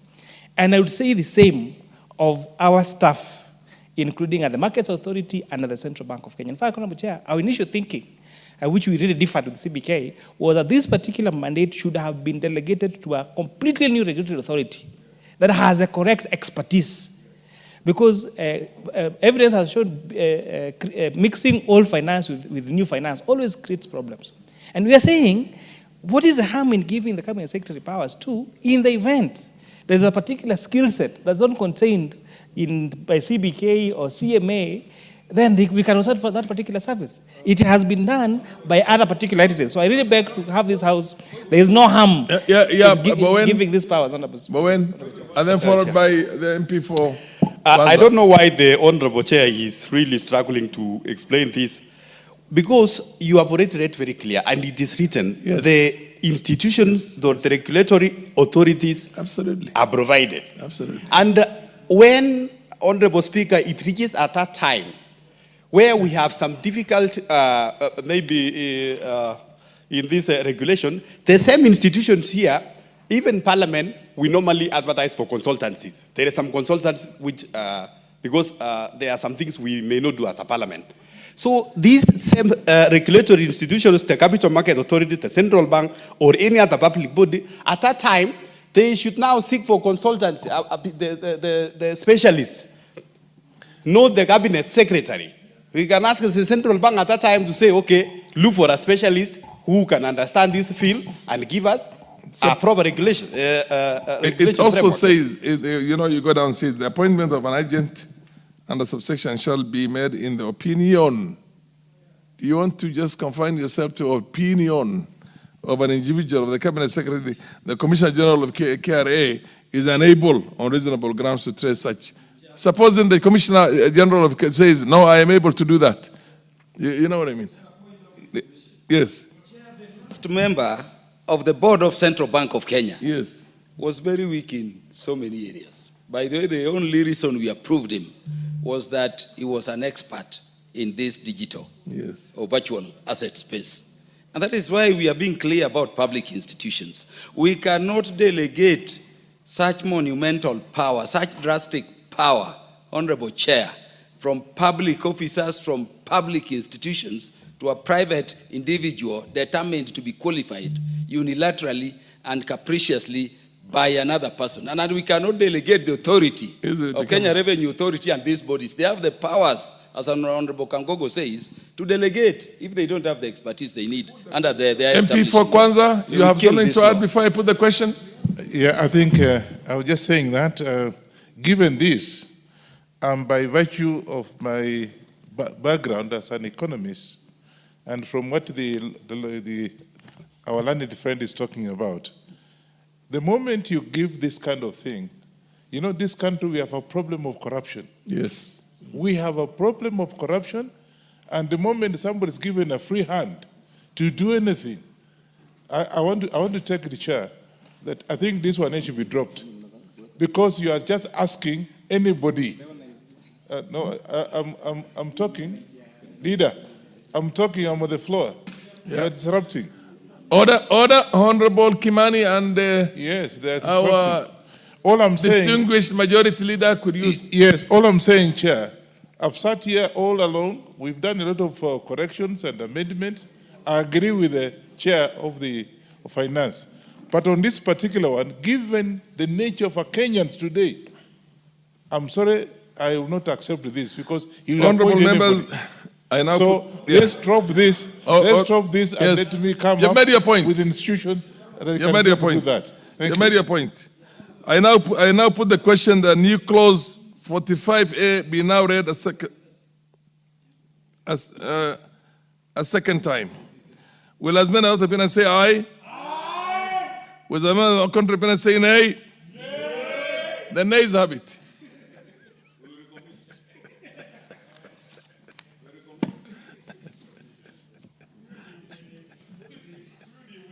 First schedule. I propose the question that the schedule be the schedule of the bill. Order, honorable members. I now put the question that the schedule be the schedule of the bill. Will as many of the opinion say aye? Aye. Will as many of the contrary opinion say nay? The ayes have it. Second schedule. I propose the question that the schedule be the schedule of the bill. Mover. So, Honorable Chair, I beg to move that the second schedule be amended as per the order paper. In the proposed consequential amendment to Section 2 of the Proceeds of Crime and Anti-Money Laundering Act, in proposed definition of virtual assets of service provider by deleting the expression Section 3 and substituting therefore with the words expression in Section 2, and B, in proposed consequential amendments in the Capital Markets Authority by deleting the proposed amendment to Section 2 and deleting therefore with the following new amendment as per the order paper. Again, Honorable Chair, this particular amendment is just a cleanup and to provide for logical flow in the legislative framework, Honorable Chair. Honorable members, I propose the question that the schedule be amended as proposed. I now put the question that the schedule be amended as proposed. Will as many of the opinion say aye? Aye. Will as many of the contrary opinion say nay? The ayes have it. I now put the question that the schedule as amended be the schedule of the bill. Will as many of the opinion say aye? Will as many of the contrary opinion say nay? The ayes have it. Clause 2. I propose the question that clause 2 be part of the bill. Mover. Mover. Honorable Chair, I beg to move that that clause 2 be amended as per the order paper. Honorable Chair, this is a consequential amendment where we were deleting the words anti-money laundering, counter-terrorism finance, and countering provocation financing across the bill and replacing those words with the abbreviations AML/CFT/CPF respectively. Now that we've replaced the words with the abbreviations, now we're providing now for amendment clause 2 by providing a definition on what abbreviations, on those abbreviations mean, so that there is clarity, Honorable Chair. Honorable members, I propose the question that clause 2 be amended as proposed. Shall I put the question? Put the question. I now put the question that clause 2 be amended as proposed. Will as many of the opinion say aye? Aye. Will as many of the contrary opinion say nay? The ayes have it. I now put the question that clause 2 as amended be part of the bill. Will as many of the opinion say aye? Aye. Will as many of the contrary opinion say nay? The ayes have it. Title. I propose the question that the title be part of the bill. I now put the question that the title be part of the bill. Will as many of the opinion say aye? Aye. Will as many of the contrary opinion say nay? The ayes have it. Clause 1. Clause 1. I propose the question that clause 1 be part of the bill. I now put the question that clause 1 be part of the bill. Will as many of the opinion say aye? Aye. Will as many of the contrary opinion say nay? The ayes have it. I'm now calling upon the mover to move the report. Honorable Chairperson, I beg move reporting. To move reporting. Honorable Chairperson, I beg to move that the committee do report to the House consultation of the Virtual Asset Service Providers Bill, National Assembly Bill number 15 of 2025, and approval therefore with amendments. I put the question which is that the committee will do report to the House its considerations of the Virtual Assets Service Providers Bill, National Assembly Bill number 15 of 2025, and its approval thereof with amendments. Will as many of the opinion say aye? Aye. Will as many of the opinion say nay? The ayes have it.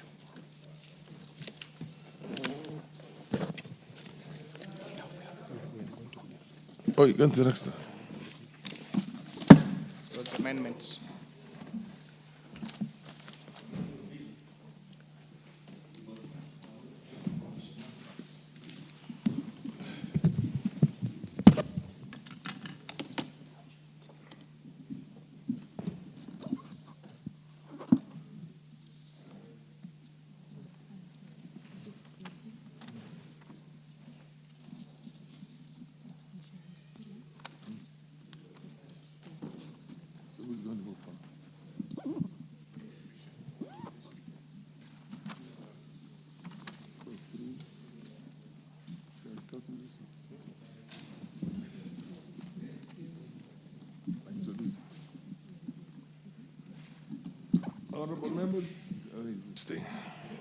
Honorable members, we are now going to consider the Kenya Roads Amendment number 3 Bill, National Assembly Bill number 34 of 2025.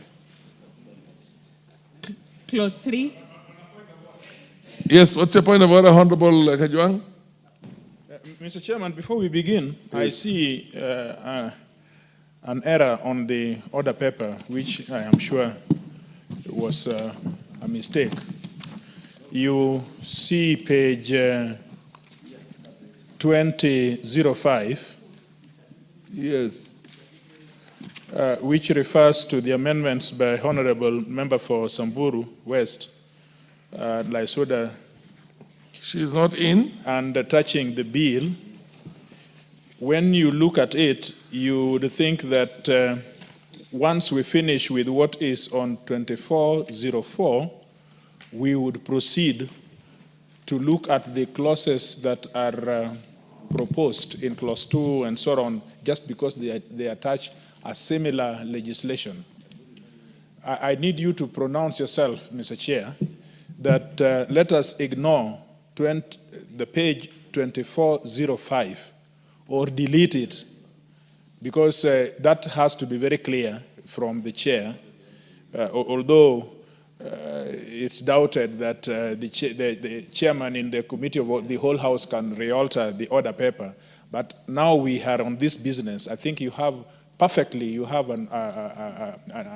jurisdiction to pronounce yourself that we are not going to look at what is on page 2405 and over the other page, and that we will stop at page 2404. Thank you. Those are two legislations. They are different. Indeed, I'm informed that the mover is not there, but I don't know whether she is going to move in anytime between now and when we exhaust 2024. No, notwithstanding, I'm talking about standing orders, notwithstanding the fact that the member is not here. I'm saying as a matter of principle, even if she was here, yes, we wouldn't have dealt with it, because I see a mistake which perhaps was done in room 8. And I think I need to clean this as a matter of standing orders. I mean, a matter of the rules and procedure, that you cannot bring a legislation which is different and ask us on committee of the whole house to consider those in another legislation that we are considering. Because these are two different legislations. They were published differently. Public participation were taken differently. The committees themselves were differently. So as a matter of principle, I just want you to pronounce yourself that these matters, we will not consider them, and the member can appear on a different day and prosecute what it is. But as a matter of principle, I think room 8 was wrong to have listed this on the order paper. That's what I'm pursuing. Okay, it's noted.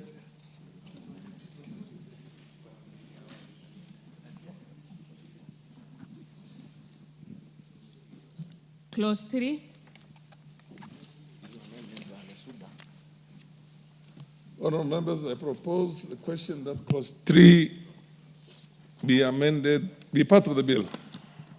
Mover? Where is the mover for the roads? The mover, proceed, yes. And in terms of... Move the amendment, yeah. Honorable Chair, the amendment I thought was being moved by the chairperson. The chairperson of the transport, you're supposed, Honorable GK. Order, Honorable GK. What happened? You're supposed to move an amendment. To my senior.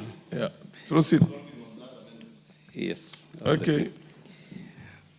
Honorable Chair, I beg to move that clause 3 be amended as it is in the order paper. And reason being that the national government is charged with the responsibility for standards of public roads for both levels of government. This amendment, Honorable Chair, seeks to create a consultative mechanism between the relevant county government and the Cabinet Secretary when classifying roads and reviewing the classification of roads. I propose the question that clause 3 be amended as proposed. Any debate on that? Yes, Honorable Kaluma. I concede the amendment is necessary for clarity. I now put the question that clause 3 be amended as proposed. Will as many of the opinion say aye? Will as many of the opinion say aye? Will as many of the contrary opinion say nay? The ayes have it. I now put the question that clause 3 as amended be part of the bill. Will as many of the opinion say aye? Will as many of the contrary opinion say nay? The ayes have it again. Clause 4. I propose the question that clause 4 be part of the bill.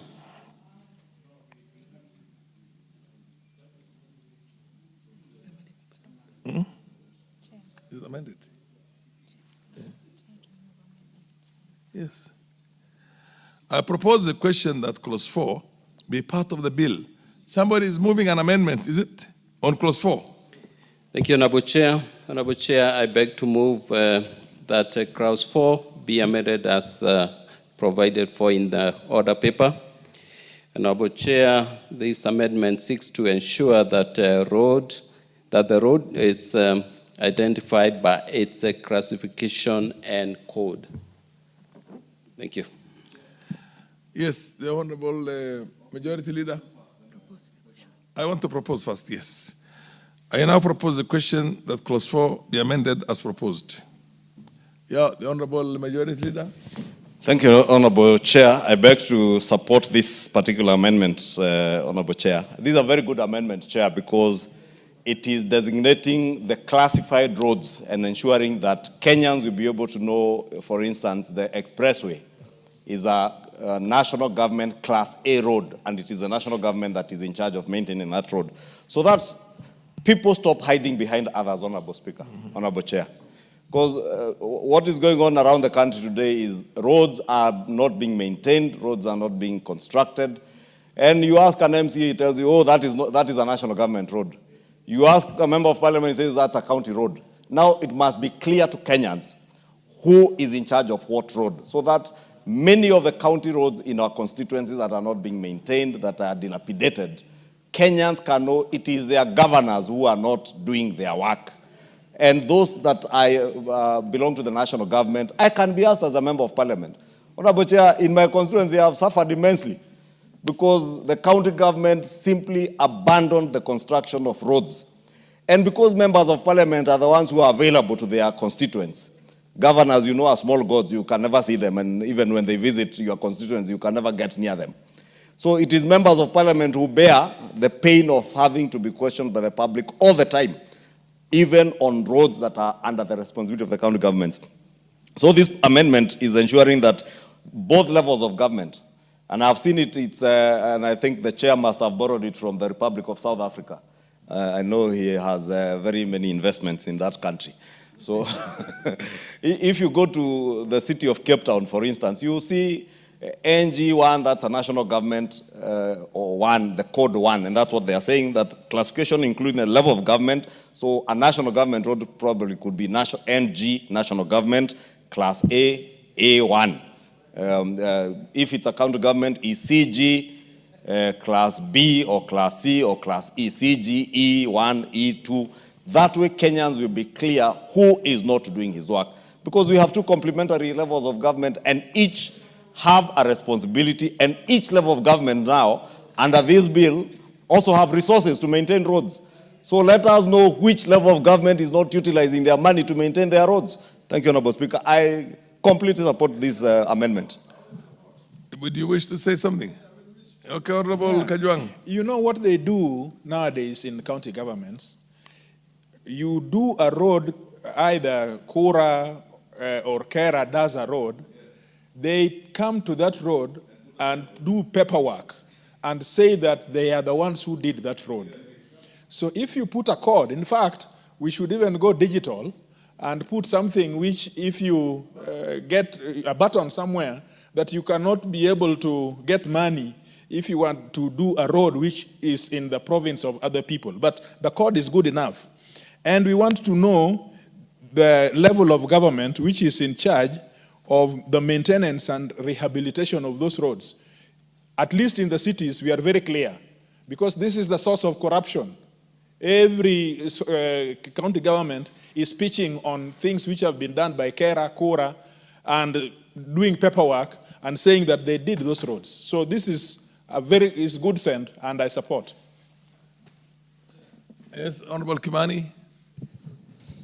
So, Honorable Chair, I want to really thank the Chair for Transport for coming these amendments, and I agree with the Honorable Kajwang on his proposal, Honorable Chair.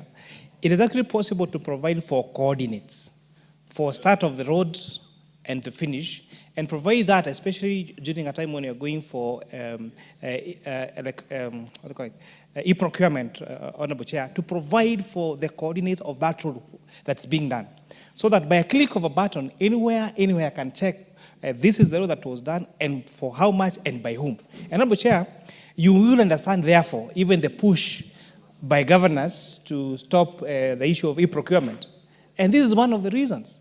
Because some of the roads and some of the infrastructure that have been built by the national government, including by road agencies like Kura and Kera, are being replicated in terms of payment by counties, Honorable Chair. And therefore, I support this particular amendment and say that we should go further to provide for coordinates for this particular road and how much it costs and who did the road, so that we provide all these leakages in terms of public resources. Thank you, Honorable Chair.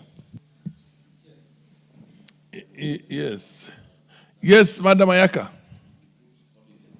Thank you, Mr. Chair. I also want to add on top that every road must have proper quality work done, because there are some roads we find people repairing, but they are just filling the roads with some dust, soil, scratching. Then after scratching, when the rains come, it's swept. So we don't know what Kura or Kera standards are at. Thank you, Mr. Chair. Yeah, Honorable Omanyo, sorry I mentioned Mayaka, and you should be Catherine Omanyo, Member of Parliament for Busia. Honorable members, I now put the question that clause 4 be amended. Yes, the Honorable Kaluma. Yeah, Chair, and I request for the attention.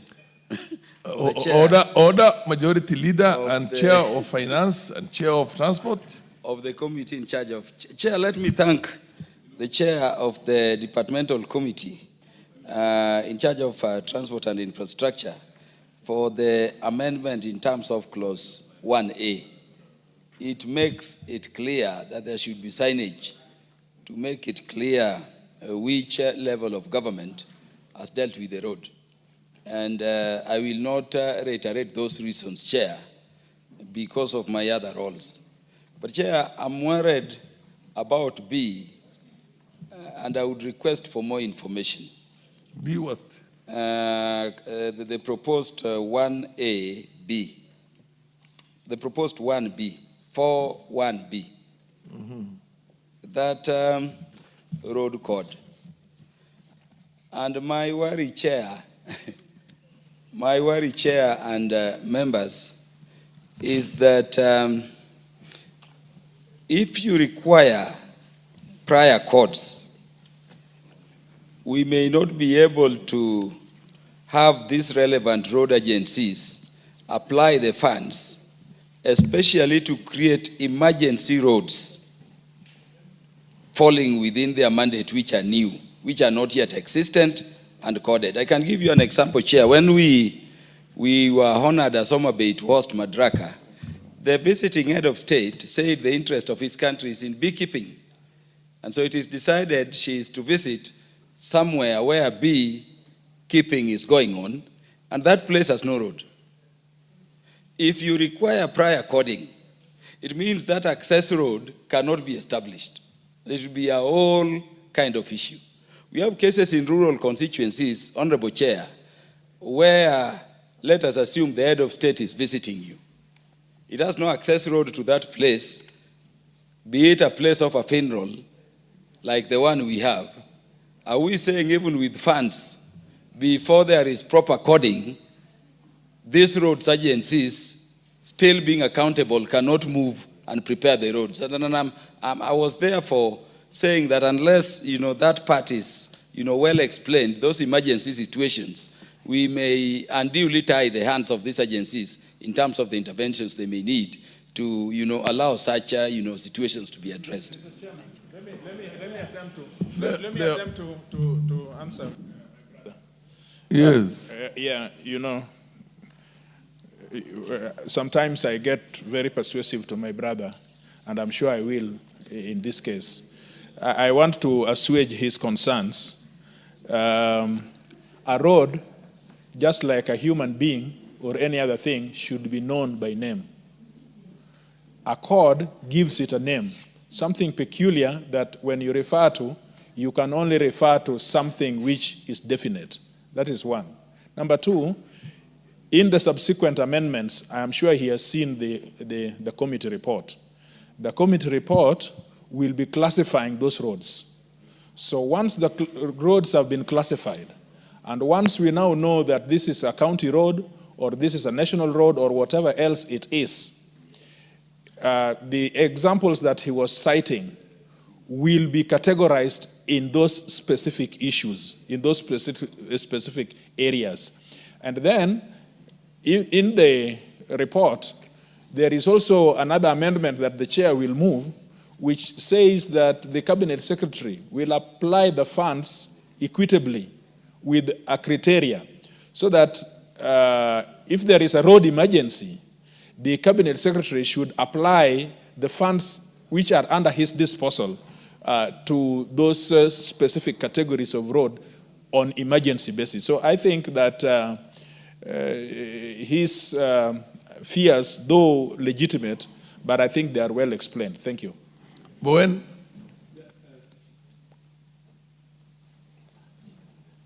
What's the name of that member? Thank you, Mr. Speaker. I think the Honorable Gachagua has said exactly what I wanted to say, that we have emergencies, which do happen. But again, you will find that the ministry has emergency fund. Because sometimes you will find some of our roads, Honorable Speaker, where I come from in Kerio Valley, you will find that all of a sudden when it rains and there is a flood, so the whole road is swept. And sometimes at that point, there is need for an emergency to create an alternative route. So there must be an emergency funds, both at the national and the county government. Number two, Honorable Speaker, there is also some special cases like security roads. So I think for the act, there is need to have regulations whereby where there is an emergency, the regulations gives out a clear guideline on what should be done, or even in a case of a security routes. You go to a case like Baringo, Honorable Speaker, you'll find the national highway from Marikat to Loru. Because of the rise of waters of Lake Baringo, it has completely swallowed the highway. And there was need to have an emergency to create an alternative route. So there must be some emergency fund which can address that kind of disaster. Komingoi, would you know, we still have another three clauses, and you're a member of the committee, I'm told. Yes. Okay. It's only on the question of the proceed. On the code. Proceed. The classification provides for the description of the road. The coding provides for the naming. So to the extent that any road that may not have been there, the provisions of the law is that it can be initiated by the county government or the agency for its classification and coding. Okay. And now put the question, honorable members, that clause 4 be amended as proposed. Will as many of the opinion say aye? Aye. Will as many of the contrary opinion say nay? The ayes have it. I now put the question that clause 4 as amended be part of the bill. Will as many of the opinion say aye? Aye. Will as many of the contrary opinion say nay? The ayes have it. Clause 5. Honorable members, I propose that clause 5 be part of the bill. Mover? Honorable Chair, I beg to move. Yes. I beg to move that clause 5 be amended as it is in the order paper. Honorable Chair, this amendment seeks to provide a concise and clear description of the proposed class CU, that's urban roads. I propose the question that clause 5 be amended as proposed. Anybody who wants to contribute? Okay, I now put the question that clause 5 be amended as proposed. Will as many of the opinion say aye? Aye. Will as many of the opinion say nay? The ayes have it. I now put the question that clause 5 as amended be part of the bill. Will as many of the opinion say aye? Aye. Will as many of the opinion say nay? The ayes have it. Clause 6. Honorable members, I propose the question that clause 6 be part of the bill. Chair. Honorable Chair, I beg to move that clause 6 be amended as it is in the order paper. And Honorable Chair, this amendment seeks to provide for an increase in disbursement of the constituency road fund that is administered by KERA, which is an equitable fund. Yes. Honorable members, I propose the question that clause 5, honorable members, I propose the question that clause 6 be amended as proposed. Anybody? Yes. Chair, as I said when I was moving this bill, this is a bill that is seriously and ideally a bill for this committee in charge of transport and infrastructure.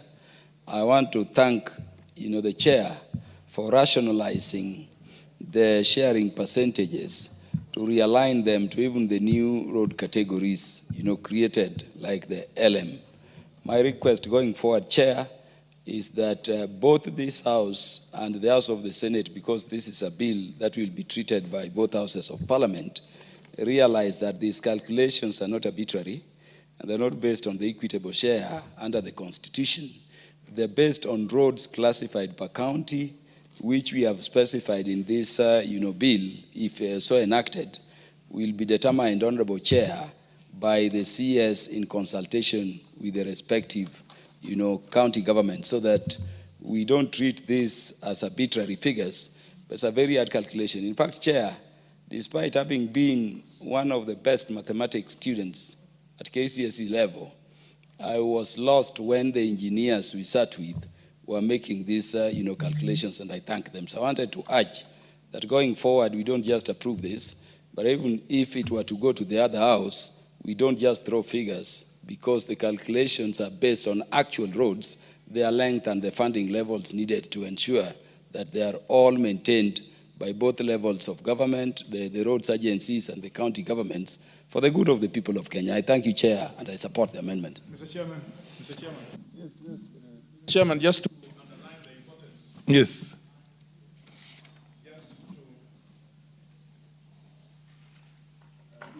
Can I have the mic?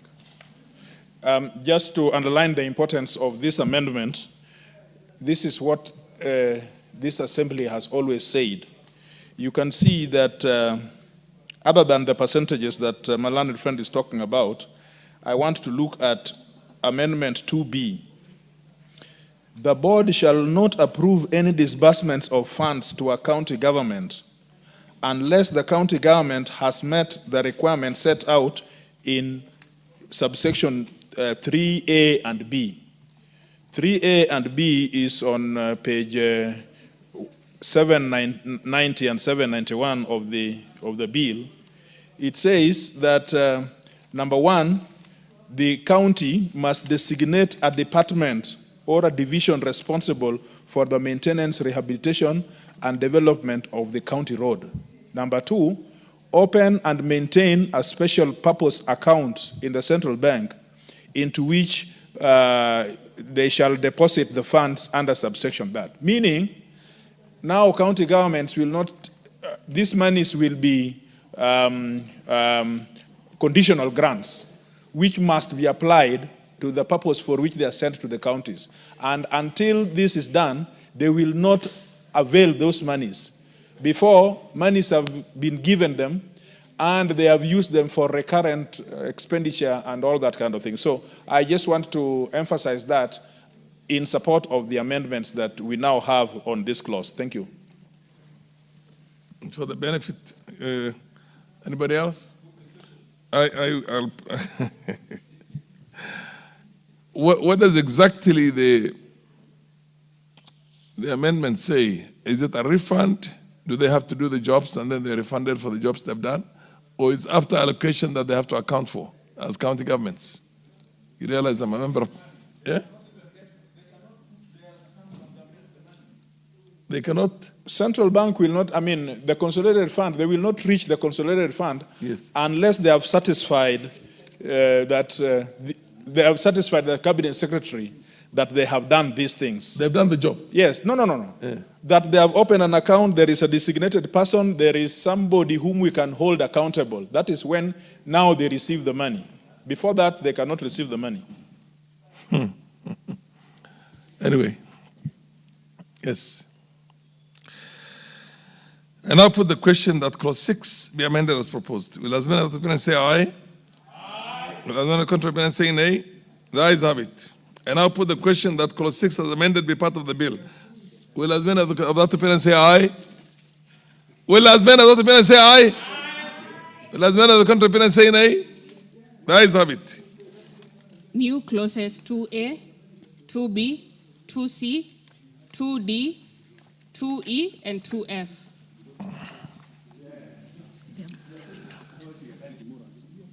Honorable members, he realizes the member of parliament is not here. The Honorable Naisula is not here to move these amendments.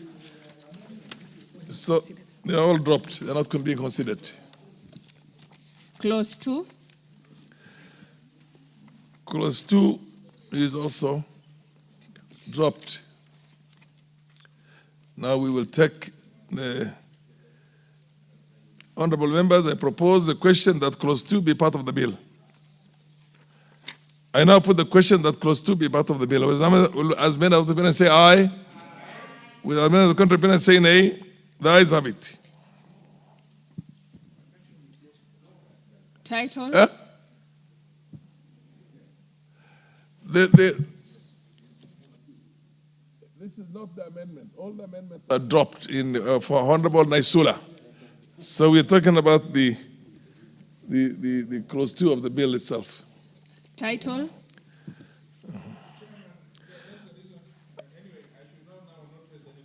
Yes, it's all dropped. So it's superseded, basically. You have self-sufficed.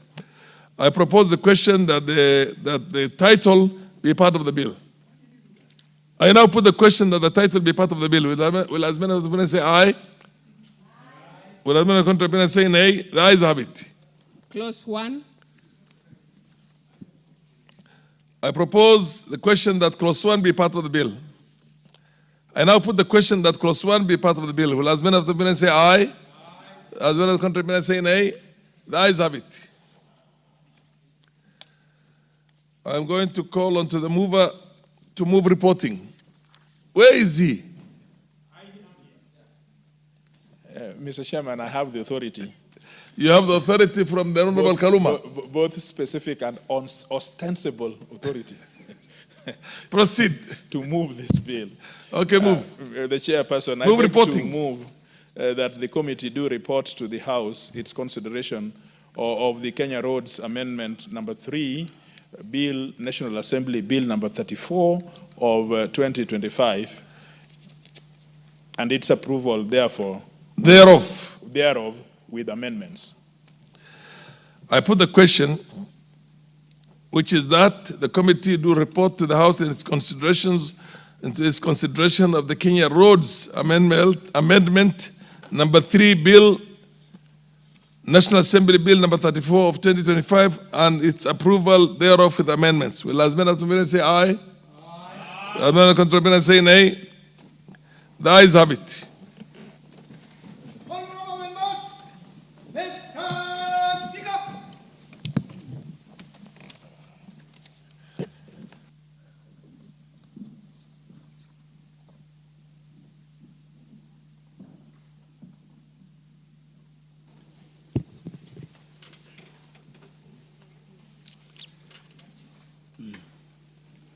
That is the...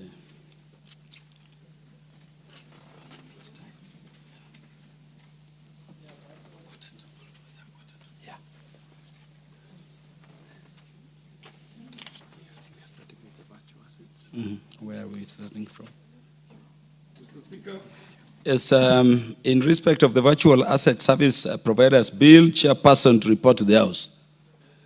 Honorable Speaker, I beg to report that the Committee of the whole House has considered the Virtual Asset Service Providers Bill, National Assembly Bill number 15 of 2025, and approved the same with amendments. The mover to move agreement with the report. Honorable Speaker, I beg to move that this House do agree with the committee of the said report, and I request the Honorable David Boni, the MP for the great people of Kitui Rural, to second the motion for agreement with the report of the committee of the whole House. Honorable David Boni.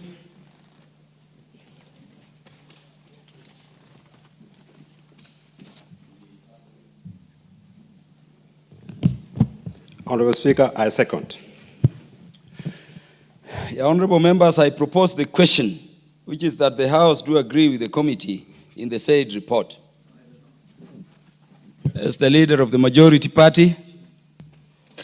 Thank you, Honorable Speaker. I beg Honorable Speaker to thank members for this bill, and especially members of the Finance Committee.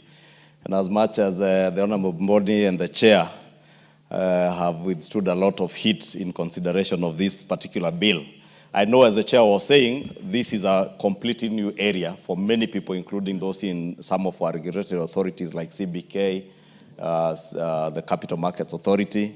And I know there was a very strong push to have an independent authority to regulate this sector. But we have agreed with the Chair, and I know his sentiments on that particular aspect, that let us also give them an opportunity to see if they will be able to regulate, but also to use this opportunity to ask the Central Bank of Kenya and the Capital Markets Authority to make sure that they are up to speed in ensuring that they do not derail the work of the cryptocurrency industry in any way, to ensure that they also bring themselves up to speed with current ongoings in the field of technology, so that the fears that the committee had expressed and many members of the public who had appeared before the committee had expressed on the inability of CBK and CMA to regulate this particular sector can be preempted by their positive action. And I want to ask them to immediately, upon the passage of this bill, to appraise themselves with all the provisions of this bill, so that they're able to regulate this sector in a way that will enhance the growth of our economy. Because, as the Chair said, it's a new field, but one that is very good in generating wealth, especially for young tech-savvy Kenyans who are in the cryptocurrency field. Therefore, we can only support them through positive legislation, which we are doing today, and I thank the committee for that and the House for having considered this bill to its conclusion. Thank you. The Honorable Mangale Chifromondo has stepped out for other duties. I'll defer further consideration of the bill, including putting of the question to the future. The chairperson, in respect of the Kenya Roads Board Amendment number 3 Bill, National Assembly Bill number 34 of 2025, to report to the House. The Honorable Kajwang. Mr. Speaker, Honorable Speaker, I beg to report that the Committee of the Whole House has considered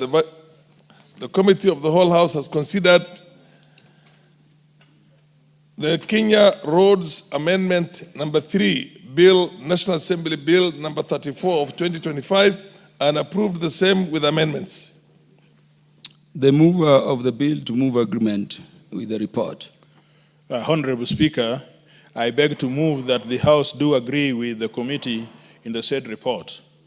I also request Honorable Kimogoi to second the motion for agreement with the report of the Committee of the Whole House. Honorable Kimogoi. Honorable Speaker, I second. Honorable members, I now propose the question, which is that the House do agree with the committee in the said report. Do you have any contributions? I'm seeing Honorable Chief Romodo has stepped out on other duties. Honorable members, for the convenience of the House, I have proposed.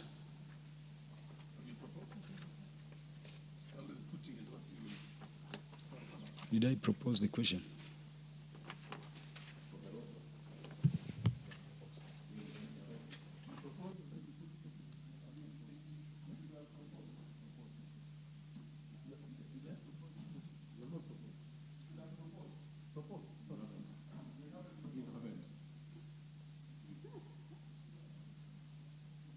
There are situations where the phrase "for the avoidance of doubt" apply. So I propose the question, which is that the House do agree with the committee in the said report. Put the question. Yes, honorable members, for the convenience of the House, I will defer further business on the matter of this bill to the future, as and when the House Business Committee will schedule it. And those businesses will include putting the question at all levels of the consideration of the matter. Next order. Order number 9, motion. Consideration of the 7th report on examination of financial statements of selected state corporations. Yeah, honorable members, I was requested by the chairperson, Public Investments Committee on Social Services, Administration and Agriculture, the Honorable Emmanuel Wangwe, to step down the matter appearing under Order number 9 to the future for the consideration of the House. And it's a request I have considered. Next order. Order number 10, the Intergovernmental Relations Amendment Bill, Senate Bill number 12 of 2024. Second reading.